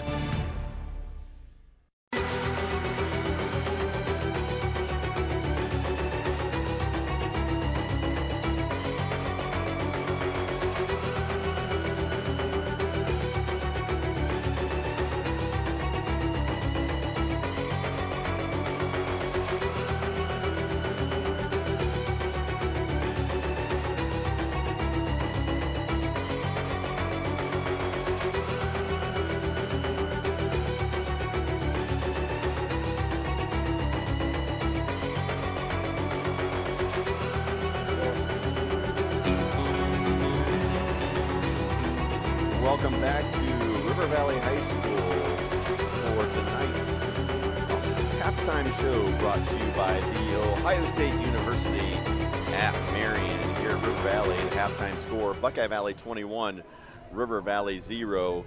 Before we get into some halftime stats, just to bring you up to date on scores from around the area. In MOAC action, or MOAC play, teams in MOAC, Shelby leads Bellevue 34-6 at the half. Ontario leads Madison 43-6 at halftime. Gallion 14, Norwalk 0 at the half.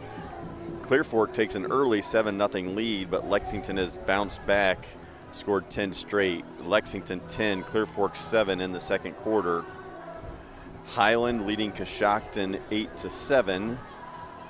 Whitehall 23, Pleasant 7 at the half. And Lima Senior 14, Marion Harding 7 at the half. And we'll get into a few more scores as we go on here in the second half. But Josh, let's get to the stats and talk about this first half as we get ready for the second half to kick off. Big turnover at the end of quarter, at the end of the half for Buckeye Valley. Their only turnover at the half allows River Valley to punch it in and put some points on the board before half. They go for 2 and convert, 21-8. You see it on your screen, 7 first downs apiece. Buckeye Valley's thrown for 164 yards, big plays. They've only rushed for 44, but River Valley on the other side of things only has 70 total yards, or 80 total yards of offense in half number 1 and 3 turnovers. Well, and I think then the penalties were also just absolutely huge in that first half. Yeah, 9 of them for Buckeye Valley for 65 yards, but it's time for half number 2. River Valley needs a stop and a score and get themselves right back in this football game. Yep, so scoring recap from first half play. Buckeye Valley struck first on a 25-yard hook and ladder from Nathan Huss to Zane Furr. And then Huss and Fuhr connected again for 83 yards for a touchdown. And then Buckeye Valley rounded out their scoring with a 3-yard run by Huss to give them 21. As you said, the turnover late in the second quarter, River Valley able to capitalize on a 1-yard Bailey reception from Smith. Vikings go for 2, convert, and that's where we sit. 21-8, River Valley trails Buckeye Valley. Barons take the kickoff deep near the goal line. 15-20, there's a seam. 25-30, he's got space. 40, down the sideline and out of bounds. And a good job there by the Viking kicker, Cooper Mullins. The soccer player / kicker made a touchdown saving play there, knocking him out of bounds as BV gets a big return and starts on the River Valley 46. Yeah, big return there for BV to start the second half.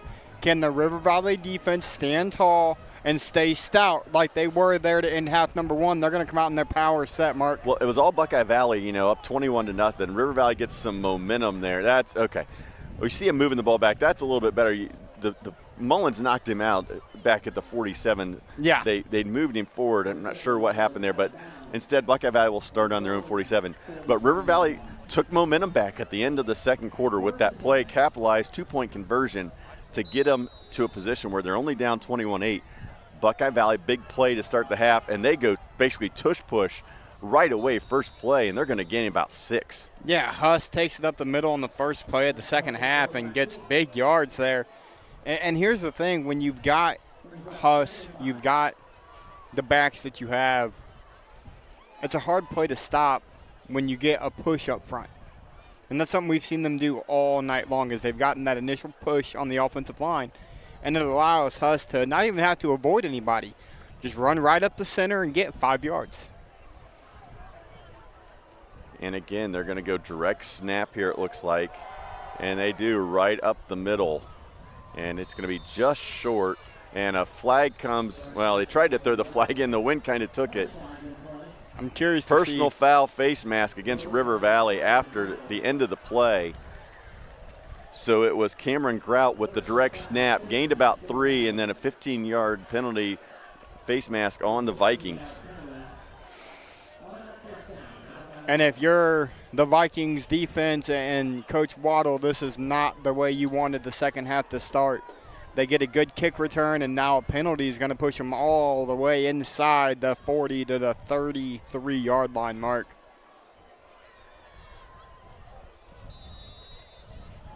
So with that penalty, Buckeye Valley gets a first down.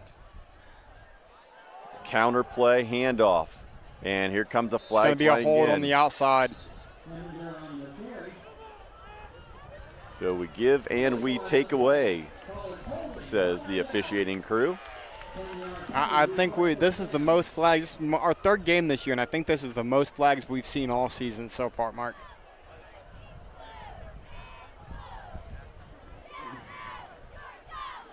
So they'll march their way backwards. Big weekend here in Marion. Marion Popcorn Festival going on about 7 miles from here. Downtown's closed. I think tonight's entertainment, 80s band Quiet Riot hitting the stage here probably relatively soon. Throw, slant, caught, nice pass and catch. Huss with a good throw. 6 of 9, I think, is what you had him for in the first half. I think 6 of 9. He comes out right there and gets another nice gain.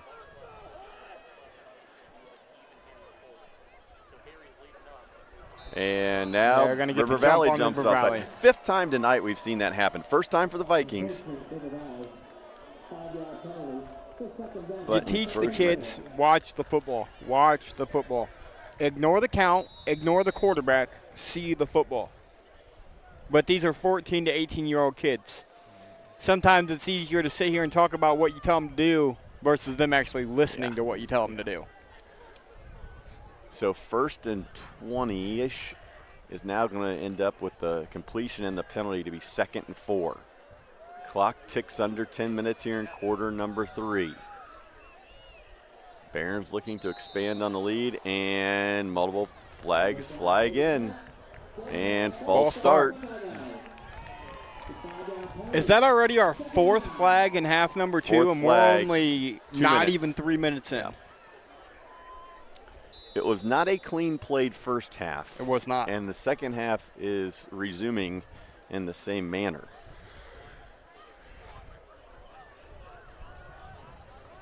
Vikings will take it, though.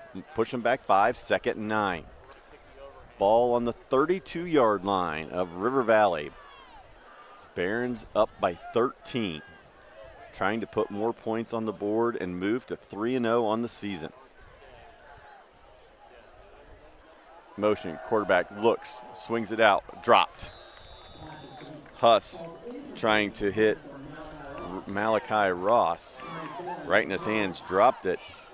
Ross was kind of like the pass on the end of the first half to Bailey. That was the last read. Tried to get it out to him wide, nothing doing.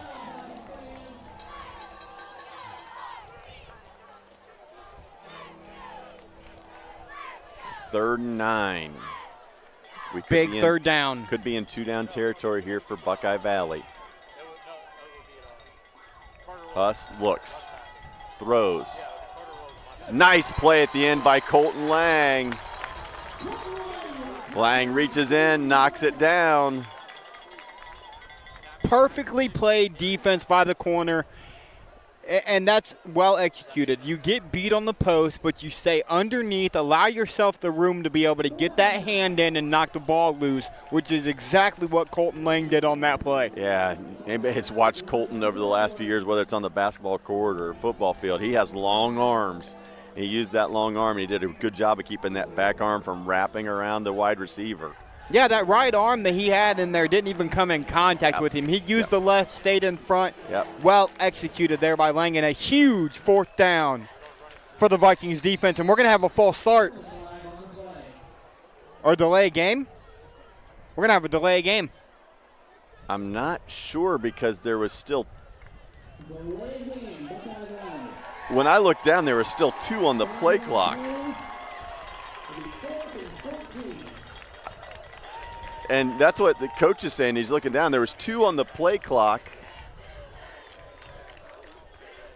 Yeah, the offensive coordinator for Buckeye Valley very unhappy with that because, honestly, Mark, that takes you out of 4-down territory. That's going to push you back to about the 44-yard line, the 40-yard line, and make it a 4th and 16. And I do understand that if the play clock is different, then don't have it on out there, you know, and just tell the kids you've got to watch that back judge. But with the play clock, you know, you're looking at the play clock thinking it's right. Yep. And they're going to go for this. Yeah. 4th and 14. See if they dial up the same play. They roll him right. He looks to throw back left. And he gets hit as he throws, and it's What's incomplete, the flag? and there's a hold flag. On. Is it going to be a hold? It Or a definitely late was hit. not a late hit. It was not a late hit at all. It's going to be a hold. The Vikings will decline and take over. Yeah, I was going to say that was not a late hit. That was a great job by the defensive end. I want to say that was number 6 Harrison again. Bradley. Bradley got the pressure, got the hit on the quarterback. The flag came from the hold because he got held while he was trying to get to Huss. That is a massive stop by this Viking defense. So Viking defense does their job to start the second half. Trailing 21-8, River Valley look to capitalize. 133 of you out there watching live and free tonight between YouTube and Facebook. Thank you for tuning in tonight. 1st and 10, River Valley. Last time they ran this formation, it was a little swing pass to Snyder on the outside. Counter, Bailey hit right away and driven back. Again, the Viking run game just non-existent. Well, and again, it's just missed blocks. Nobody filled the hole, and that's number 44. He's kind of been a threat offensively for him. He's been the guy that's taken that direct snap, and now he's coming in. Cameron Grout, the senior linebacker. 2nd and 11. Vikings behind the chains here.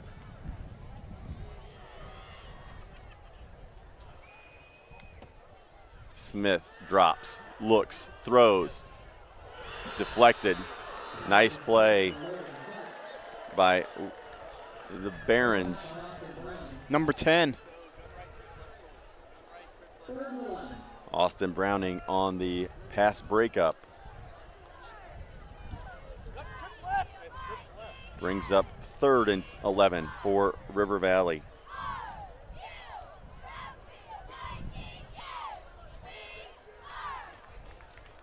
Vikings trips left.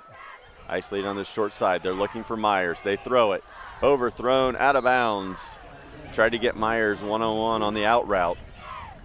And Vikings are going to look to punt here as they come out and look to go 3 and out. And it's hard to get something going offensively when your first play goes for negative yards, Mark. You don't get into the rhythm when you come out and go negative 2 yards on the first run play.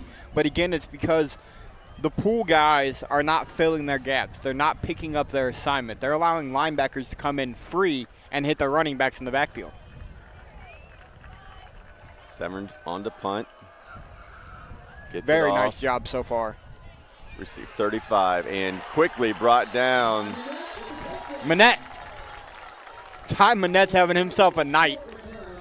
Great special teams play there. If you're Buckeye Valley, though, you get 4 minutes off the clock, you exchange possessions, and you maintain the lead. Yep. And you're taking over about the 37-yard line. See if the Barons try to grind this out a little bit, take up some time, or if they come out and try to go big play here and extend the lead. Now, those of you out there watching, it's 21-8. I know we got 8 minutes left, but we got to start having conversations. Throw names out there for us for MVP here tonight as they're going to go wing T here. And they're going to blow that one dead again. Whistles blow.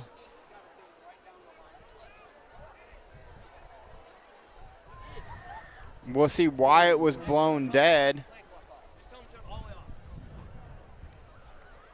And again, I think they're having issues with the play clock. They're going to they're going to shut it off. The back judge will keep the play clock from now on.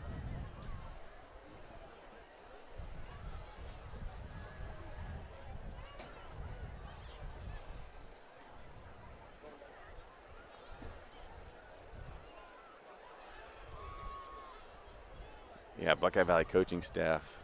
That was a big play up the middle for that one for Malaki Ross. Yeah, and Ross has been shut down by the Viking defense tonight. Yes, he has. Big play opportunity there, too, to put another score up on the board and get that lead back out to 3 scores. We mentioned some of the MOAC scores to you at halftime. Some other action. The last we saw, Ridgedale was down. Elgin was down 27-0. Colonel Crawford was beating East Knox 14-12. Barn burner there in Howard. They unplugged it and it started running. Now we will resume action here after some difficulties with the play clock. So even though it is on, it is at 40. They're not using it. They're keeping it on the field. Buckeye Valley, toss. Ross right down the line. Good play Eli Snyder. on the defensive side by Eli Snyder. Just chased him down from behind and made the tackle. Too slow developing. Eli down the line of scrimmage. Made the play. Gain of just 1. And that's what River Valley's going to have to do. They're going to have to step up. They're going to have to get another stop. They've got to get the ball back, and you really want it to happen before the end of this quarter. You want the ball back, and you want to try to punch something in before the end of the quarter. Again, Barons look like they're going to keep the ball on the ground. Instead, they fake it. They look, and they throw. Converted. First down. Yes. We'll see where they mark him. He's marking with the right foot, and they're going to move ahead. chains. So looked like a run formation for Buckeye Valley. They go play action. Grout rolls out of the backfield. Huss finds him. Move the sticks. Gain of 9.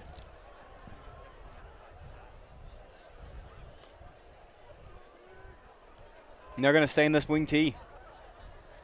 Huss has been really efficient with the football tonight. 8 of 13.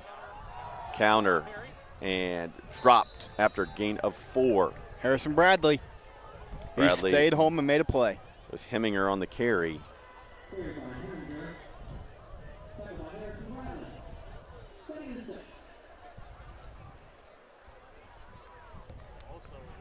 I just feel like this game is kind of grinding to a halt. A lot of big plays, a lot of action in the first half. Now Buckeye Valley much more willing to play a little more conservative, run the football, save passes.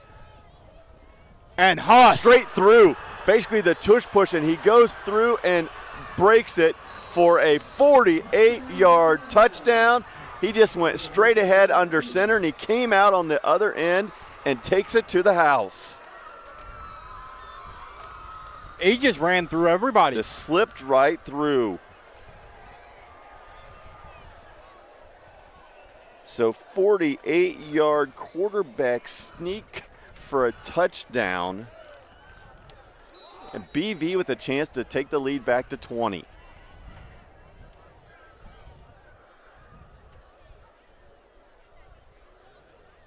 Kick is up, and it is good. So with 6:11 to go here in quarter number 3, Buckeye Valley strikes again. It's Buckeye Valley 28, River Valley 8. We'll be right back after this quick timeout. You're watching high school football on the OH Report. Welcome to Marion County Now, the heartbeat of our neighborhood, the fountain of our news. We're local, we're pertinent, and we're all about you. We're dedicated to keeping you in the loop, involved, and linked with the community. And the cherry on top, our service doesn't cost a dime. Marion County Now, our neighborhood, our news.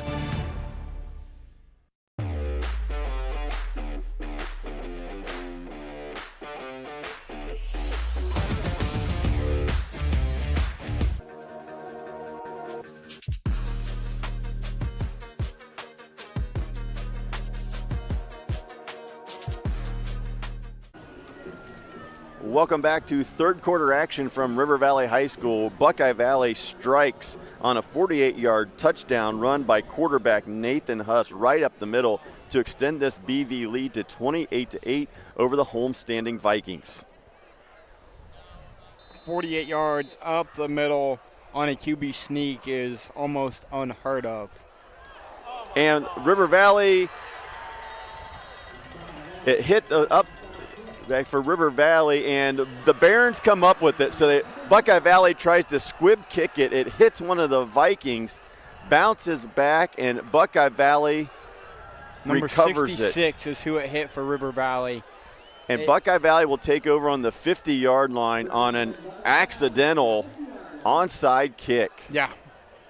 Yeah, they were just trying to squib kick it. That was not an attempted onside kick. Just hit one of the Vikings. And Buckeye Valley right there to jump on it, and BV back in business. And I don't expect them to change anything. It's deflating play for the Vikings. This is where the RV needs to rise up. Can they get a stop and find a way to get off the field? Expect more of the same from Buckeye Valley. That ground and pound we thought we might see early in the game. Instead, it was the air attack. Second half, getting it done on the ground. They take over midfield, 28-8. Third quarter, 6:02 to go. Tossed, Ross. And he's going to get a nice gain on first down. Good push there by the BV offensive line. He's going to get about 8. Yeah, and that's exactly what we kind of expected to see here tonight. BV come out and run the ball. I tell you what, I didn't have them throwing for almost 200 yards in the first half on my bingo card. But they did it, and now they're showing, hey, guess what? It's impressive, Mark, when you watch a high school football team. Normally, and you know the game, you've been around the game, you have a team, they either come out and they run that wing tee or they come out and run a spread.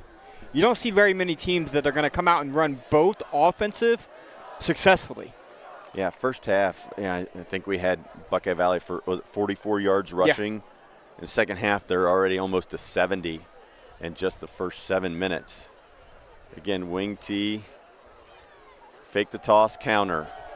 Heminger dances his way, dives ahead, first down.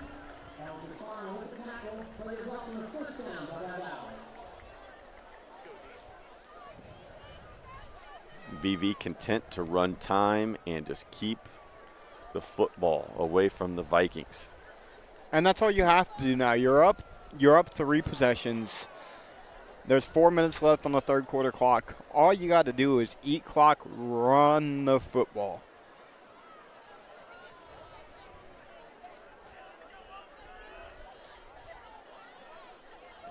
Pitch, cuts it up the middle, pushes his way ahead and almost squirted out that backside, and the ball looks to be loose. River Valley's claiming the ball came out, but they're saying he's down. We'll take a look at it. Vikings thought they may have pulled it loose there towards the end of the play. But yeah, it looks like he was down before the ball was ripped out. Gain of 6. So you look at the last 5 carries for Buckeye Valley, a gain of 4, a gain of 48, a gain of 8, a gain of 4, a gain of 6. Just chunk yards, just moving the football, eating up clock and yardage. Well, and the backbreaker of the evening was the 48-yard up the middle QB sneak by Huss. Again, watch for the Barons to fake this and go play action. Instead, fake toss. Huss cuts it up. Enough for another first down. Fake toss, quarterback draw, quarterback keep. Gain of 5. I mean, I wouldn't take it out of him to see, and I kind of expected to see it there. Fake toss, fake inside counter, and then him take off to the outside. I mean, at this point, you might as well open the whole playbook. Or roll Cameron Grout out again. Yeah, you know, leak it to him. Yeah, have him block and then leak out. A very balanced attack for Buckeye Valley. Toss. Ross takes it up the middle. You know, I'm going to give a lot of credit here to the quarterback, Nathan Huss. I mean, obviously he's thrown the ball very well tonight. He's ran it. But you look at some of this, when they've ran some of those tosses off this wing T action. He's the lead blocker. He is the lead blocker. He tosses it, and he's getting in there, and he's trying to find a backer that's filling the gap, filling the hole, and getting a body on him. He's Mr. Do-It-All tonight. He's thrown it well. He's run it well. He's blocked well. And it shows the credit to the kid. He's a 4-year starter at the quarterback position. I spoke with their coach before the game, and he said he's going to be very difficult to replace. Toss play, and just head down, plowing ahead. Again, Huss out there leading the way for Heminger. I tell you what, Heminger's really quick because I feel like if Huss is able to get to that block, Heminger is going to cut that off his hip and might get 5 or 6 on the play. Instead, stop for no gain. Big third down here for River Valley. And I missed that. Must be another hold on Buckeye Valley. A much better second half in the penalty category, though, for Buckeye Valley, as they committed 9 of them in half number 1. But that's 4 already here in the third quarter. You know, you're already in double figures. You know they're unhappy. But again, leading 28-8, and with that many penalties and a turnover, you know, gave River Valley the ball on the 10-yard line, which led to River Valley's score. In so many ways, Buckeye Valley has just dominated play here tonight. Ross with the handoff, and here comes another flag. It's going to be a false start.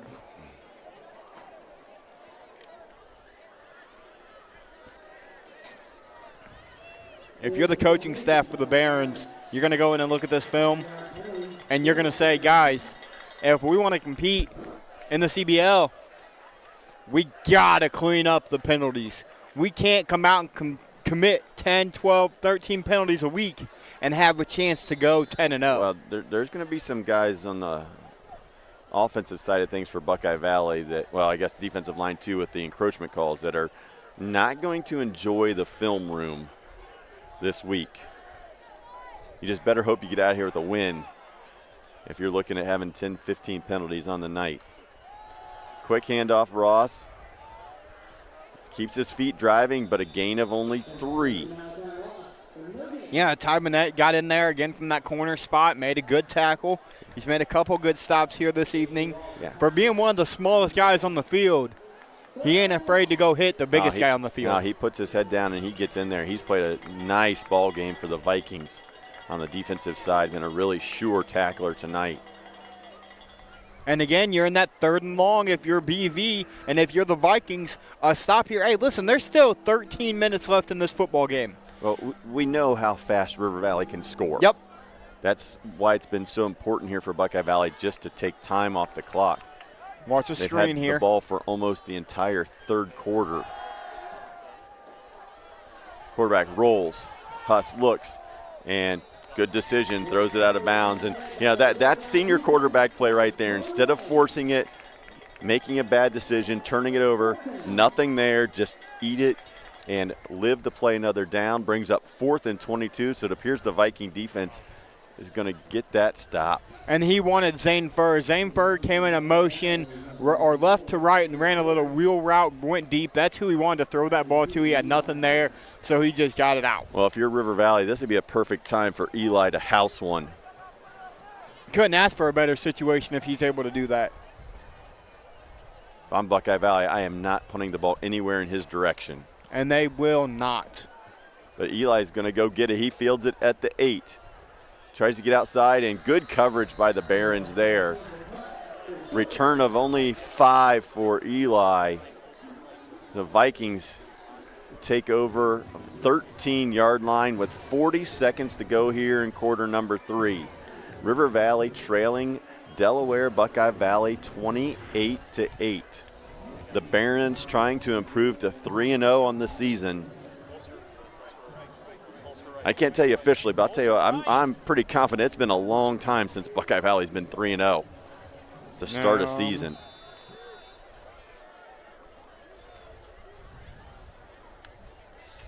Pull it. There you go. Keeper, run for it. It's Collins in, running the offense for the Vikings.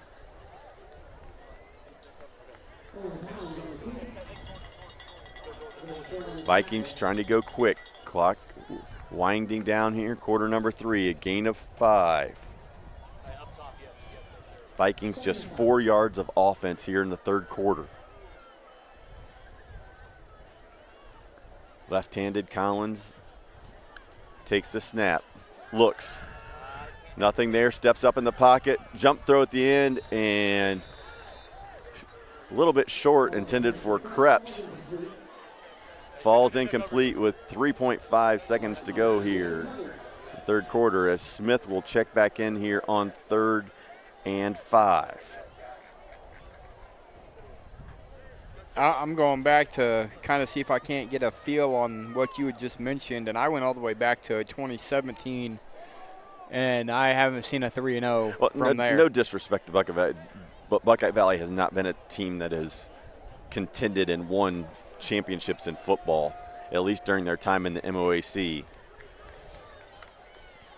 Smith, quick throw, and intercepted. Jumped the route, picked it off. Buckeye Valley will have the ball on the 20-yard line. Looked like it was intended for Colton Lang. Turnover, River Valley to end quarter number 3. And with that, we are through 3 quarters here at River Valley. Our score, Buckeye Valley 28, River Valley 8. We'll be back after this quick timeout. You're watching high school football on the OH Report.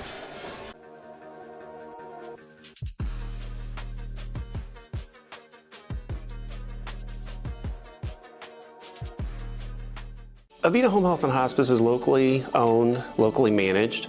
All of our staff, our board, everybody are members of the local community. Our medical director is a member of our local community and has practiced in Bucyrus for over the last 10 years. When you call in, you're getting a local person. The nurses that you talk to all live, work, and recreate in your community. I mean, I've been doing this for 16 years and I've taken care of 3 generations of some families. We're the hometown people.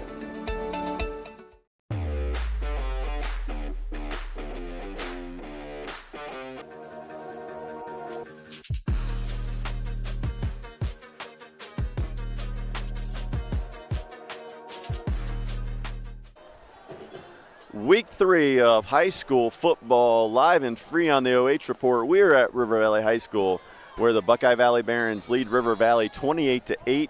Entering the fourth quarter, Buckeye Valley held River Valley to just 4 yards of total offense in the third quarter. Vikings only had 7 plays from scrimmage.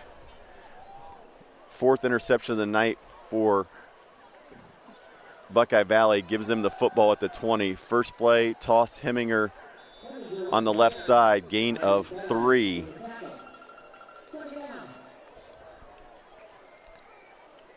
And BV really established their dominance here in half number 2 in the trenches at the line of scrimmage. They've run the ball for, I want to say, well over 80 yards here in half number 2. And I don't think have they attempted a pass? A 5 pass, 2 of 5 in the second half. 2 of 5. BV again to the line of scrimmage. Play clock down, toss to Ross, and Eli Snyder again down the line of scrimmage, just uses his speed and athleticism to make the play from the backside. That's a great job by Eli. Yeah, to a gain of 1. Just sprints down the line of scrimmage. Untouched, came right off the tight end's hip. Yeah, somebody's got to chip him or something. I mean, you just can't let an athlete like that run free. He's going to make a play.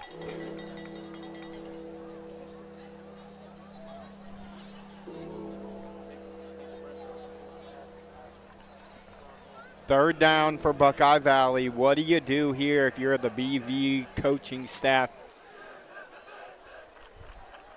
Counter, Heminger. 4 Vikings there to bring him down. He's going to be just a little short.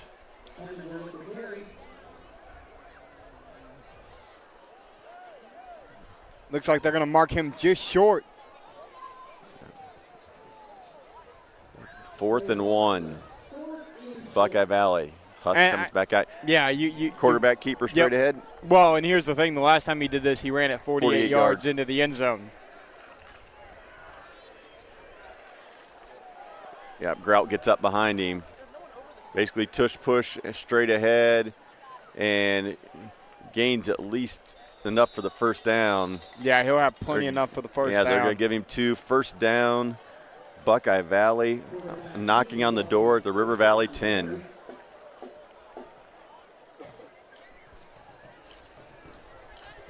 And it's the big play kryptonite, and I think we see that in all of high school sports, Mark, whether you're the #1 team in the state of Ohio or wherever you're at. If you give up a couple big plays and you go down early, it's hard to come back. And that's what we've seen happen here tonight. Couple running clocks in other games involving MOAC teams. Shelby, Ontario, Galleon all winning decisively with running clocks in the second half. Galleon beating Norwalk 34-0. Ontario over Madison 50-6. Shelby up 42-6 over Bellevue. And let's talk MOAC football real quick. How about next week? Week 4, week 1 of MOAC action. And you're going to have the 3-0 Tigers hosting the 3-0 Whippets. A Tigers team that I don't think any of us thought were going to be as good as they are. And their defense has been stout all season. And for Marion County football fans, tune in to the OH Report because we're going to be right here. Rivalry game, River Valley and Pleasant next week.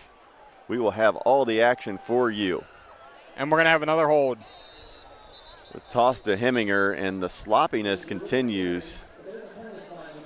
If you're Coach Georgiak over on the other side, I don't care if you score another touchdown.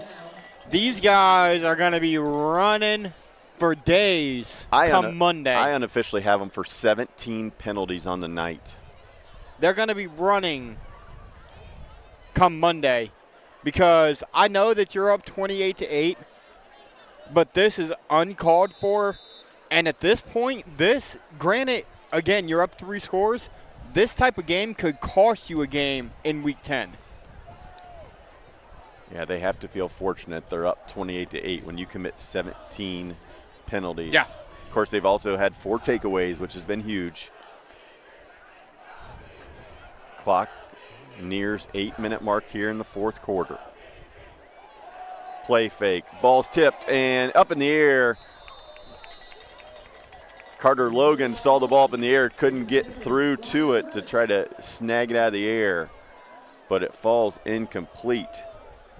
Is that'll make it 3rd down, and what I would presume is 4-down territory. Yeah. Unless you're going to try out a field goal kicker up 28-8. Their left-footed kicker's pretty good. He's done a nice job tonight on the extra points. He's had plenty of distance. Well, and maybe this is one of those where, hey, if they stop you here, do you trot him out just Absolutely. to see what he's got? Yeah, you're under 8 minutes to go.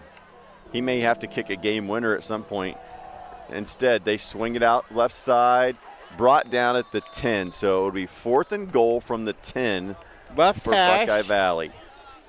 We'll see what they do here. Are they going to trot it out? It looks like they are going to trot out the kicker. Left hash. I tell you what, this kick is not an easy kick, Mark. For a left-footed kicker from the left hash, it is not an easy kick. So it'll be a 27-yard attempt for the Barons.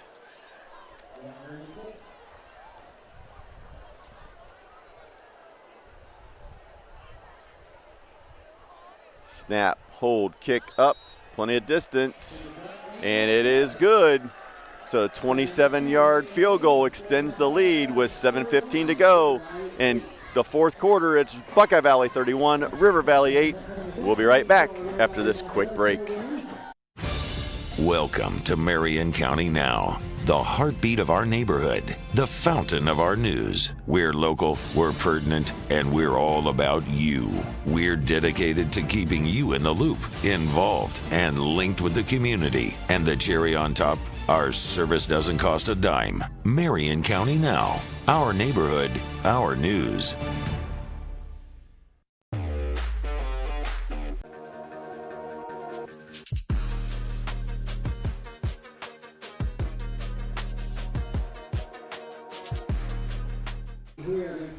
It is Friday night in North Central Ohio, and you are watching high school football live and free on the OH Report. Mark Bollinger along with Josh Banks. Our game tonight here at River Valley finds Buckeye Valley leading the Vikings 31-8, 7:15 to go in the ball game. Just a dominating performance by Buckeye Valley, helped by 4 River Valley turnovers. Squib kick picked up at the 15. Bailey works his way to the 30 and dives ahead to the 35. About a 21-yard return there by the freshman, Nolan Bailey. He's one of those weapons that as the season goes along, Mark, and he gets more comfortable and gets more reps, he's going to be extremely dangerous, not only in the return game, but in the offense. Well, Vikings, down 31-8. It's The like reality Collins is it's still 3-score game. Yep. They've got to score quick. Collins in to take some more snaps. Yep.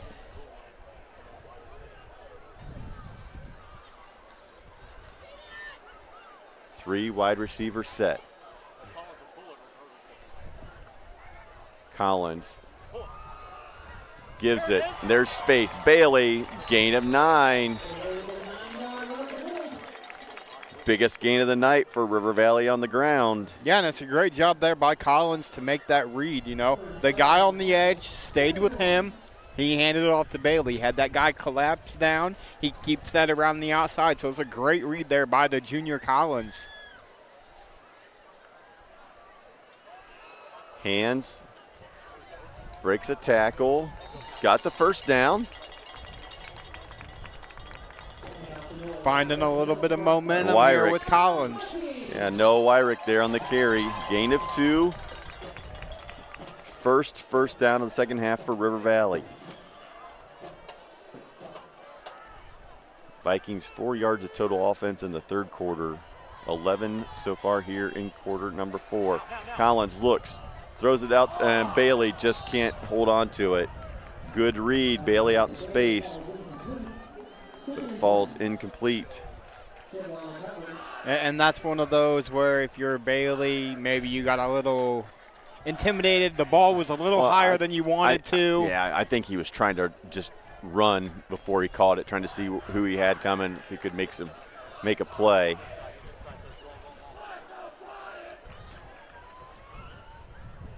Handoff Bailey.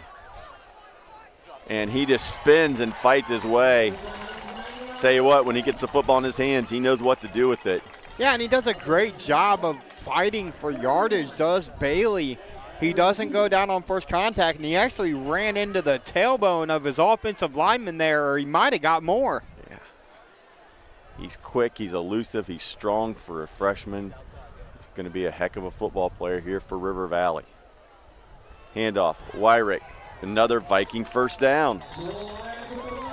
Finding something here in the fourth quarter with the run game are the Vikings. And, you know, River Valley's been a team that's threw the ball all over the place in the last 5 or 6 years, but they may be finding something here. Spread teams out, use the run game. People start filling the box with 8 defenders, then you throw it over the top. Handoff Wyrick, barks through, cuts it back. Another nice gain, another first down for River Valley. And it's all on the read by Collins here.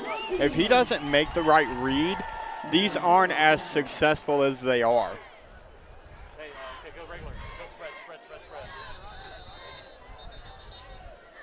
And Buckeye Valley will call a timeout. So Wyrick was having to come off the field due to losing a shoe. River Valley was substituting, but Buckeye Valley calls a timeout after River Valley has gained 3 consecutive first downs on this drive.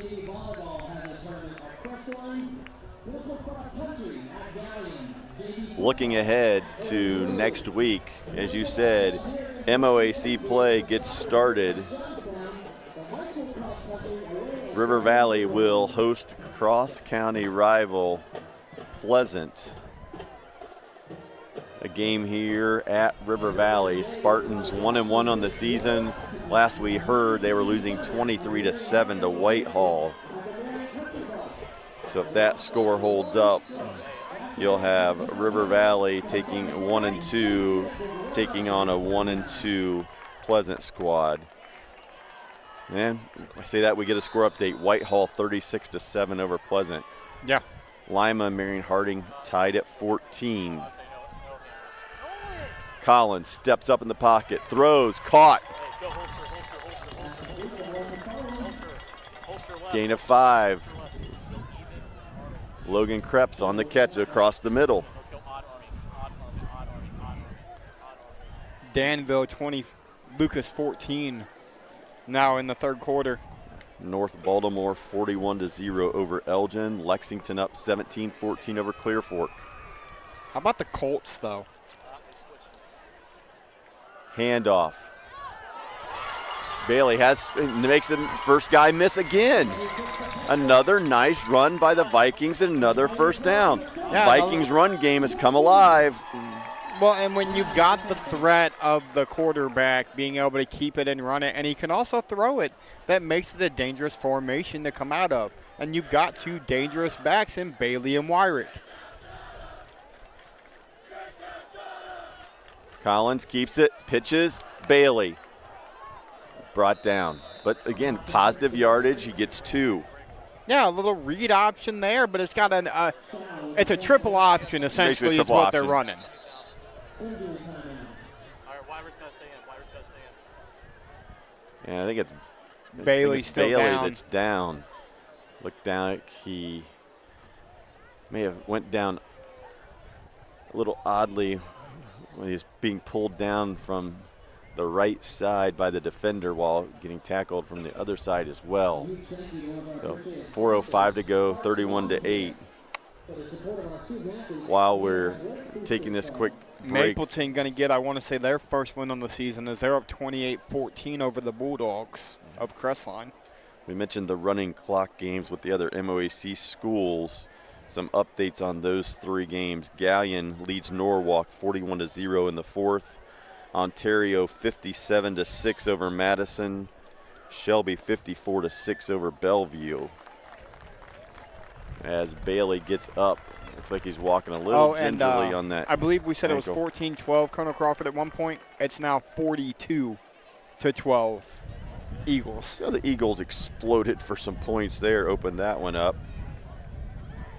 Cardington defeating Bucyrus 40-18. Bailey going to get helped off. Mount Gate and Grove City Christian tied at 7. Western Reserve 46-0 final over Winford. It's, you know, growing up in Crawford County and seeing the dominant Royals that I used to get to watch them play against. And now they're down. I want to say I seen a story out. They have less than 30 rostered football players this year for their varsity football team.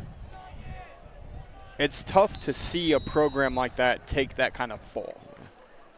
And that's where it just comes back to, you know, sometimes you go through that and you just need to start laying the blocks and rebuilding. And River Valley answers, touchdown pass, 15 yards, Collins to Myers.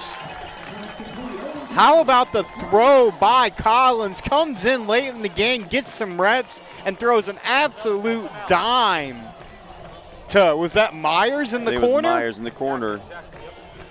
As we'll take a look at it. He's a touchdown maker.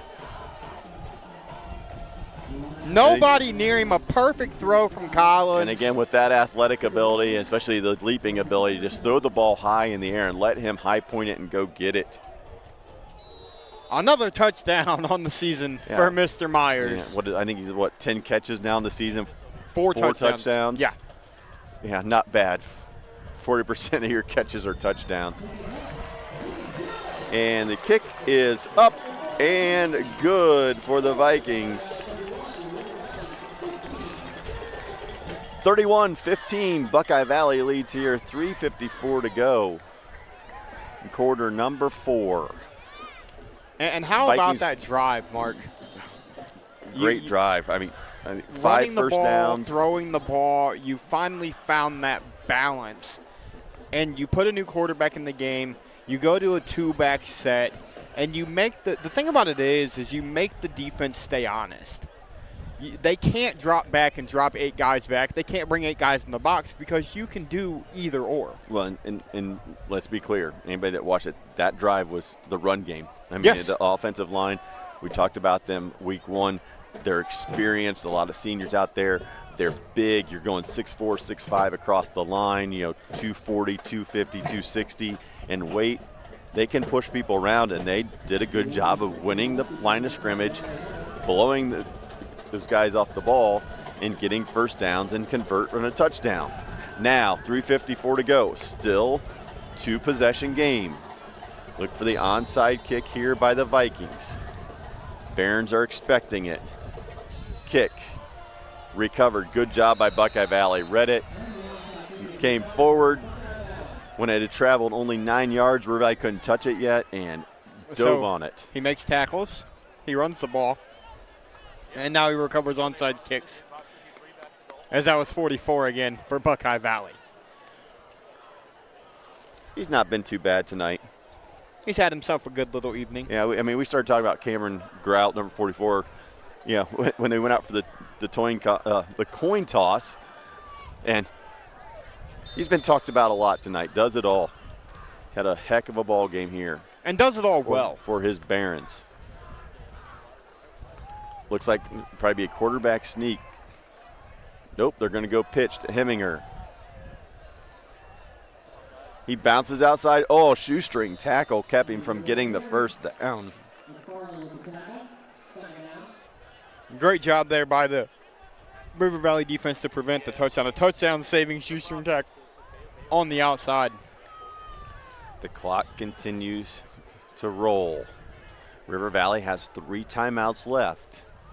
You'd think if they stop them, if they get a stop here, you'd think they would use it after this.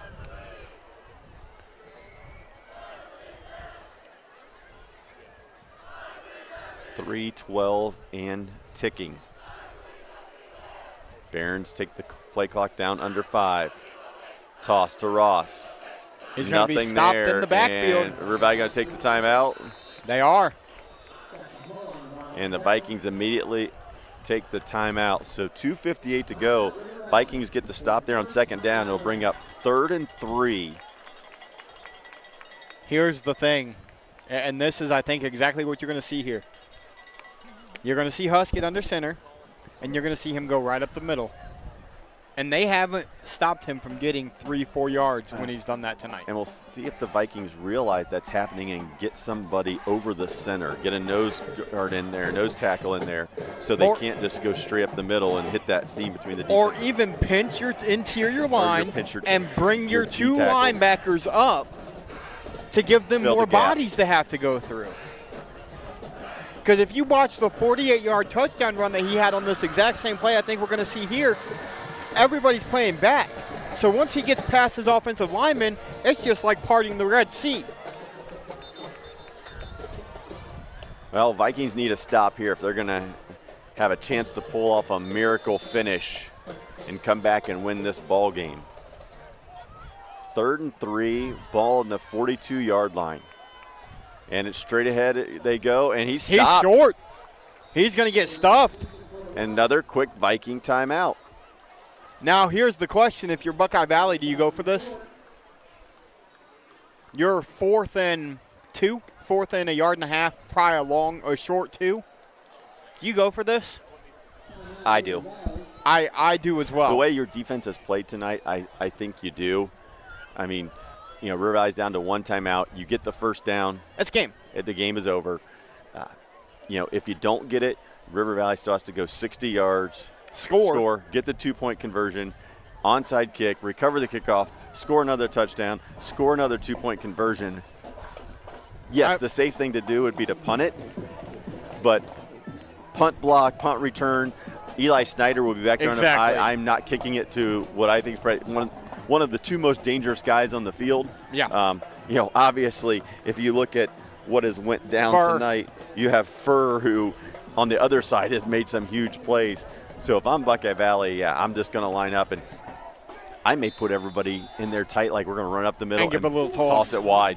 Or even run that little sneak him out. They got 2 guys in the backfield this time, though. They're going to try to draw the Vikings offside, it looks like. Hard count. And they're going to call timeout. So they lined up, tried to get the Vikings to jump to get the first down by penalty. Vikings stayed disciplined, didn't jump. Here's the thing, here's kind of where we're at. A first down clinches this game. You've run Huss, you've run all your backs. Why don't you just turn it around and hand it to big number 44 and let him go get you a yard? Or run that little toss play, fake that toss, and let him leak out. You only need a yard. Now they look like they're going to punt it. So Buckeye Valley brings out the special teams. Looks like they're going to punt it. Again, if I'm BV, I am making sure this ball goes out of bounds. I am not giving Eli Snyder the football. See if Eli can make a play. Punt in the air. They kick it away from Snyder. And it is a beauty. Exactly what they needed to do. They did not want Eli to get his hands on it. Ball rolls out of bounds at the 6-yard line. So great play there by Buckeye Valley. And again, that works as well. We're sitting up here saying, oh, we'd go for it. Really easy up here. Yeah. Coach is like, we're going to punt it. You go ahead and try to go 94 yards to get within a score. Well, and the punter has done a phenomenal job tonight. He's got a great leg, and he proves it right there as he pins them almost inside the 5. It's exactly what you want to do, and now you're going to come out. You've still got Collins out there. So Owen Collins, 6 foot, 160-pound junior quarterback. Taking almost the reins had another here, encroachment there. Taking the reins here late third quarter, fourth quarter for River Valley.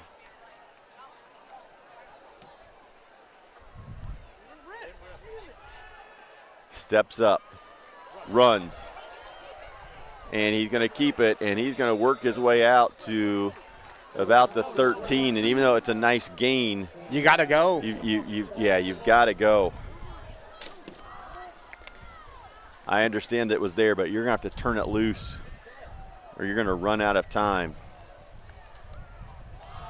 Steps up in the pocket, looks to roll again, and brought down. Great coverage downfield by this BV defense, and a great job by their defensive line to collapse. Yeah, they get the sack. It's got to go quick. We're at 2 minutes, clock running.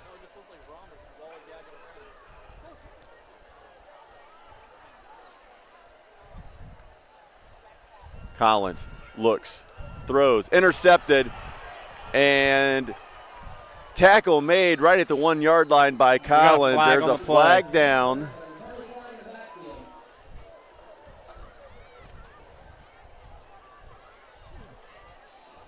We'll see what it's going to be.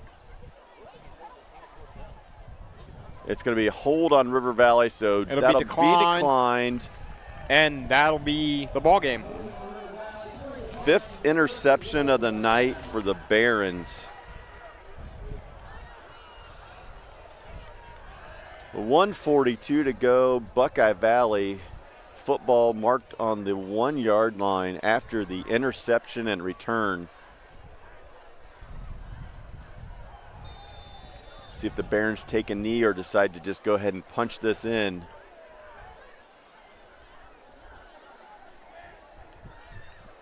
I mean, River Valley has 1 timeout remaining.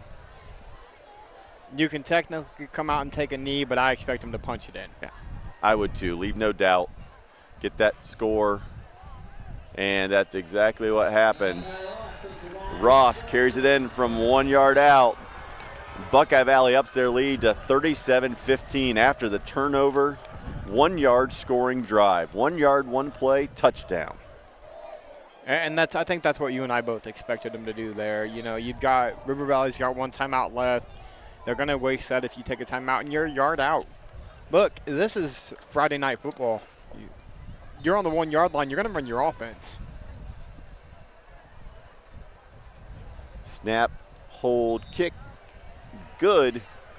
And Buckeye Valley extends the lead to 38-15. Yeah, I think the only thinking there would be a situation where if you go ahead and punch it in, now you've got to kick off, and you give River Valley a chance to, maybe make a play, onside kick, make a play, onside kick, where if you take the knee, you're guaranteed, unless you fumble a snap. But you've got 5 picks on the night, so I don't think they're. Well, yeah, the way your defense is played and stuff like that. So, yeah, absolutely. And Buckeye Valley. Here's the thing, I just looked at their schedule. They get Licking Heights next week, who's 0-2. Then they get Hamilton, who's 2-0, and Franklin, who's 2-0. I mean, they've got a good shot. I see 8-2 as very doable for this team, the way their defense has played tonight. And I think that's kind of the floor. I mean, obviously, you get Whitehall and Bexley towards the end, but this is a football team that has the diversity in their offensive play calling and the skill sets. They're going to have a solid season. It'll be fun to watch them and see how they do as the season goes on then, and once they will likely hit the postseason. They're in Division III, Regional 11. As Hummel's going to return that one. As I think you're doing the same thing I was getting ready to do. Check on some finals here. Well, here's the problem, I guess, when you look down the road for Buckeye Valley, in their region, when you get playoff time, you start running into teams like Watterson. Yep. And you run into perennial powers like a Dover and, some of those teams, the Steubenville. Yep. Traditional teams that have just done some things. No, Wyrick with the carry, bounces it outside. I think the biggest plus that we've seen here in the second half for the Vikings is this run game has come alive for them. If they can establish this for the rest of the season, that's what going to help them win some more football games. Yeah, I had Vikings for 55 yards rushing here in the second half. Wyrick going to get a turns first down. His way for 4 more, just short of the first down. No, they're going to give it to him. They're going to move the chains. They're going to move it. All right, so Wyrick gets the first down for RV. Clock ticks its way under 50 seconds.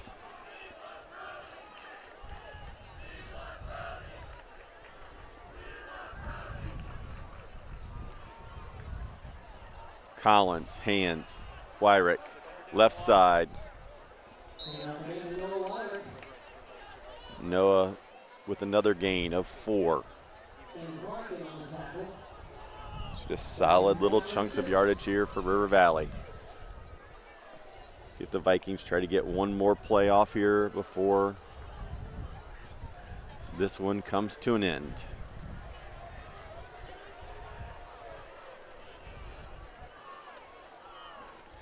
Pop pass to Snyder. Eli, 50, and brought down at the 47-yard line. And that will be it for tonight. Final score from River Valley High School, Buckeye Valley 38, River Valley 15. We'll be right back for the post-game show. You've been watching high school football live and free on Friday nights on the OH Report.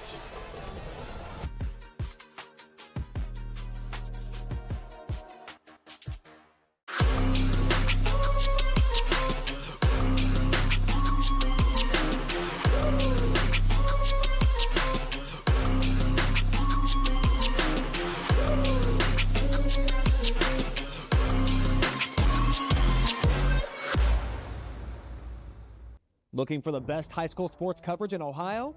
You found it right here on the OH Report. From the field to the court, we've got it all. OH Report brings you local coverage like nobody else in the area, live and free.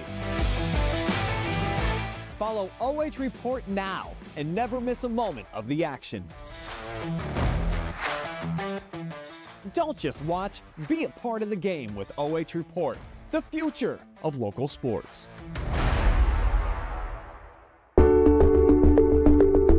At Avita Home Health and Hospice, our caring professionals are ready to serve you with personally tailored services designed to meet the unique needs of each individual.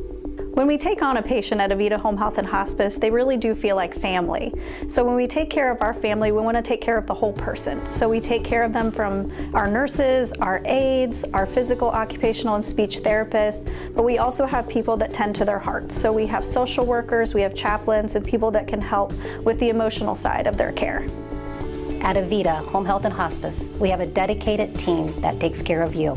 Caring for the whole person is our promise to you. From social and emotional well-being to the way the patient relates to their loved ones, we treat your family like our family. Serving patients and their families wherever they call home, including assisted living facilities and nursing homes. Call 1-800-4NURSES to see if Avita can help administer your plan of custom care. I'm Steve Kroll, president of First Federal Community Bank. And here at First Federal Community Bank, our playbook consists of the 3 C's: care, curiosity, and courage. Just like your team, our 3 C's strengthen our communities and our team here at First Federal Community Bank. On behalf of our team here at First Federal, we want to wish all of our area teams and coaches the best of luck this season. Yes!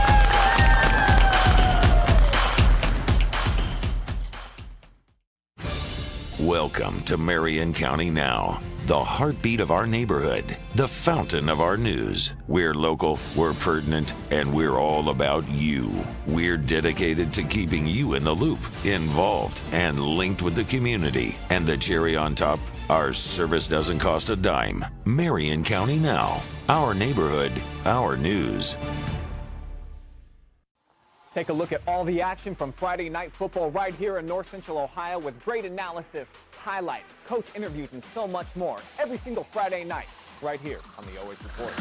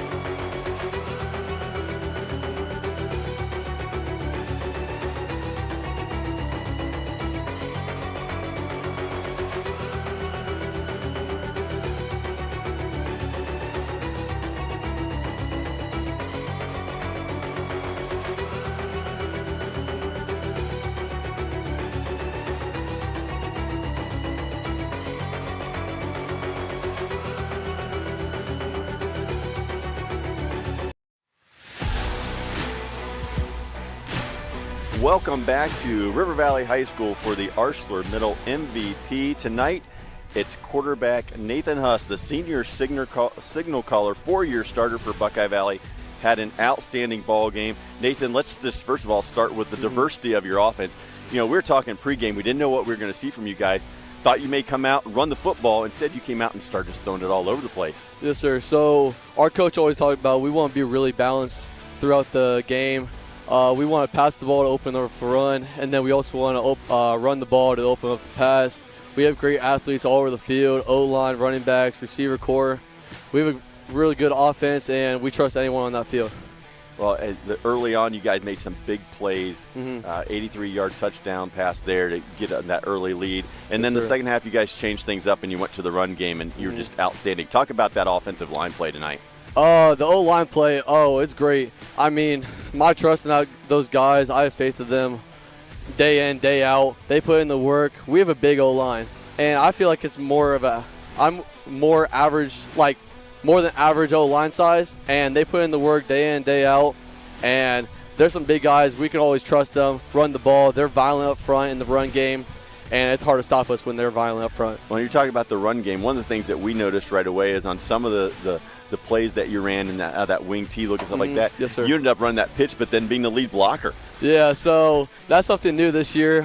First time I heard I was going to be the lead blocker, it was some shock to me, but Coach has faith in me, and I feel like I'm a pretty tough kid, so I toss the ball, go up front, hit a lineman, linebacker. It doesn't matter to me. I just want to be physical. Well, you put up big numbers tonight individually. Obviously you get a big win, get some, hopeful playoff points down the road if River Valley can win some games. But let's talk about this Buckeye Valley team. We think it's the first time since like 2007 you're off to a 3-0 start. Yes, sir. What are the goals for this team? The goal for our team, it's always the same. I mean, beat Hayes, we did that, and then we always have the same goals: win our conference, win a playoff game. But really, the main goal is just go 1-0 each week.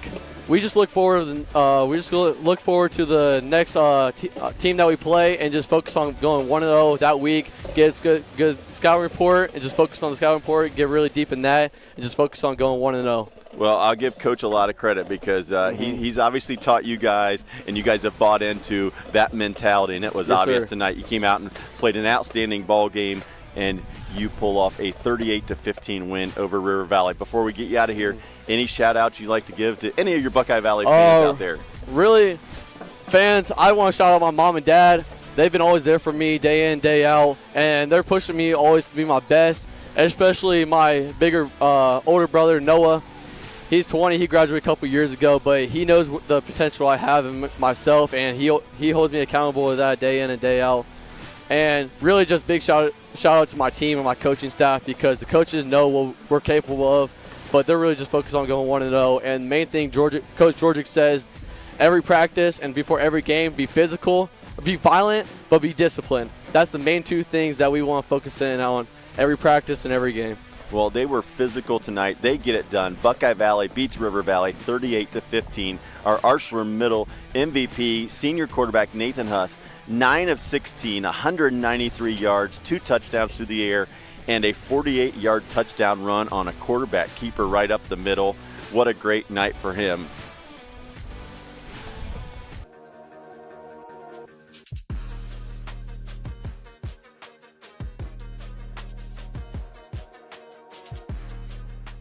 Avita Home Health and Hospice is locally owned, locally managed.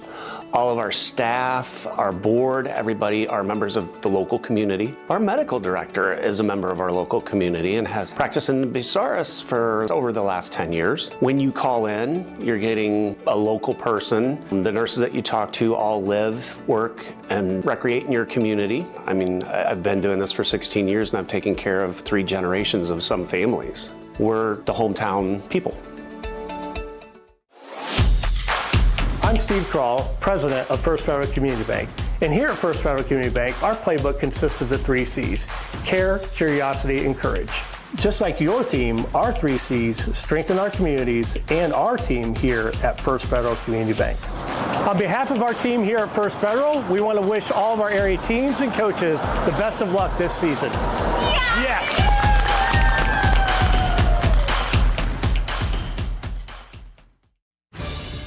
Welcome to Marion County Now, the heartbeat of our neighborhood, the fountain of our news. We're local, we're pertinent, and we're all about you. We're dedicated to keeping you in the loop, involved, and linked with the community. And the cherry on top, our service doesn't cost a dime. Marion County Now, our neighborhood, our news.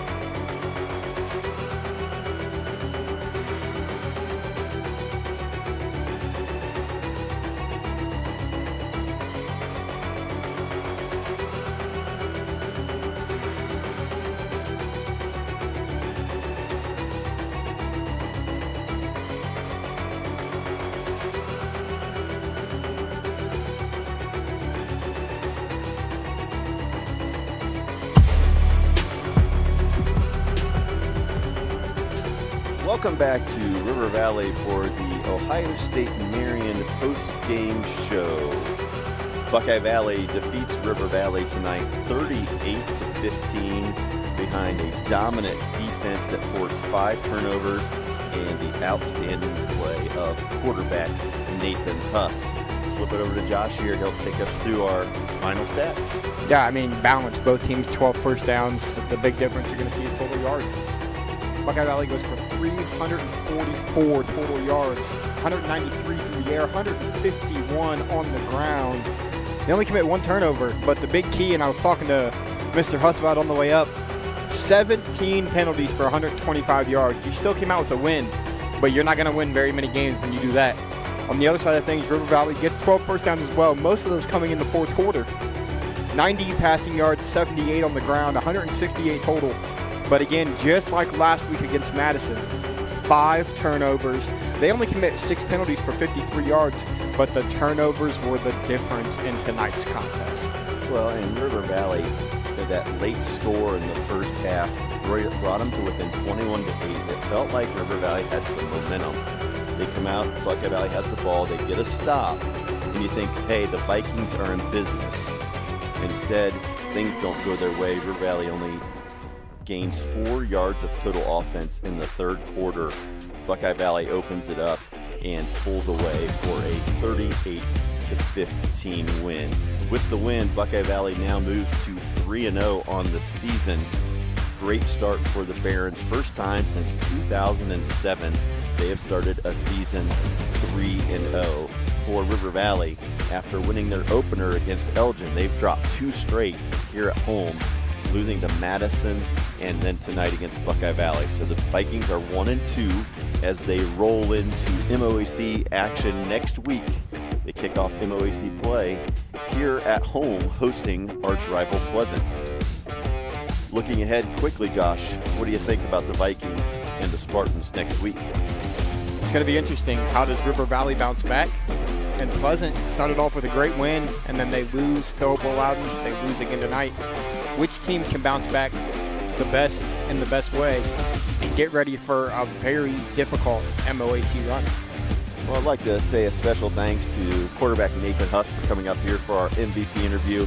What a great, respectable young man. He's got a bright future ahead of him, both on and off the field. Just great young man, very, very proud of him and the kind of guy he was. It was a pleasure to meet him. Special thanks also to all of our sponsors tonight, Post-Game Show, the Ohio State University at Marion, and all the rest of our sponsors who helped bring us tonight's game live and free here from River Valley. Once again, the final score from River Valley, it's Buckeye Valley 38, River Valley 15. For Josh Banks, I'm Mark Bollinger. Have a great night, everybody. We'll see you next week right back here at the Valley.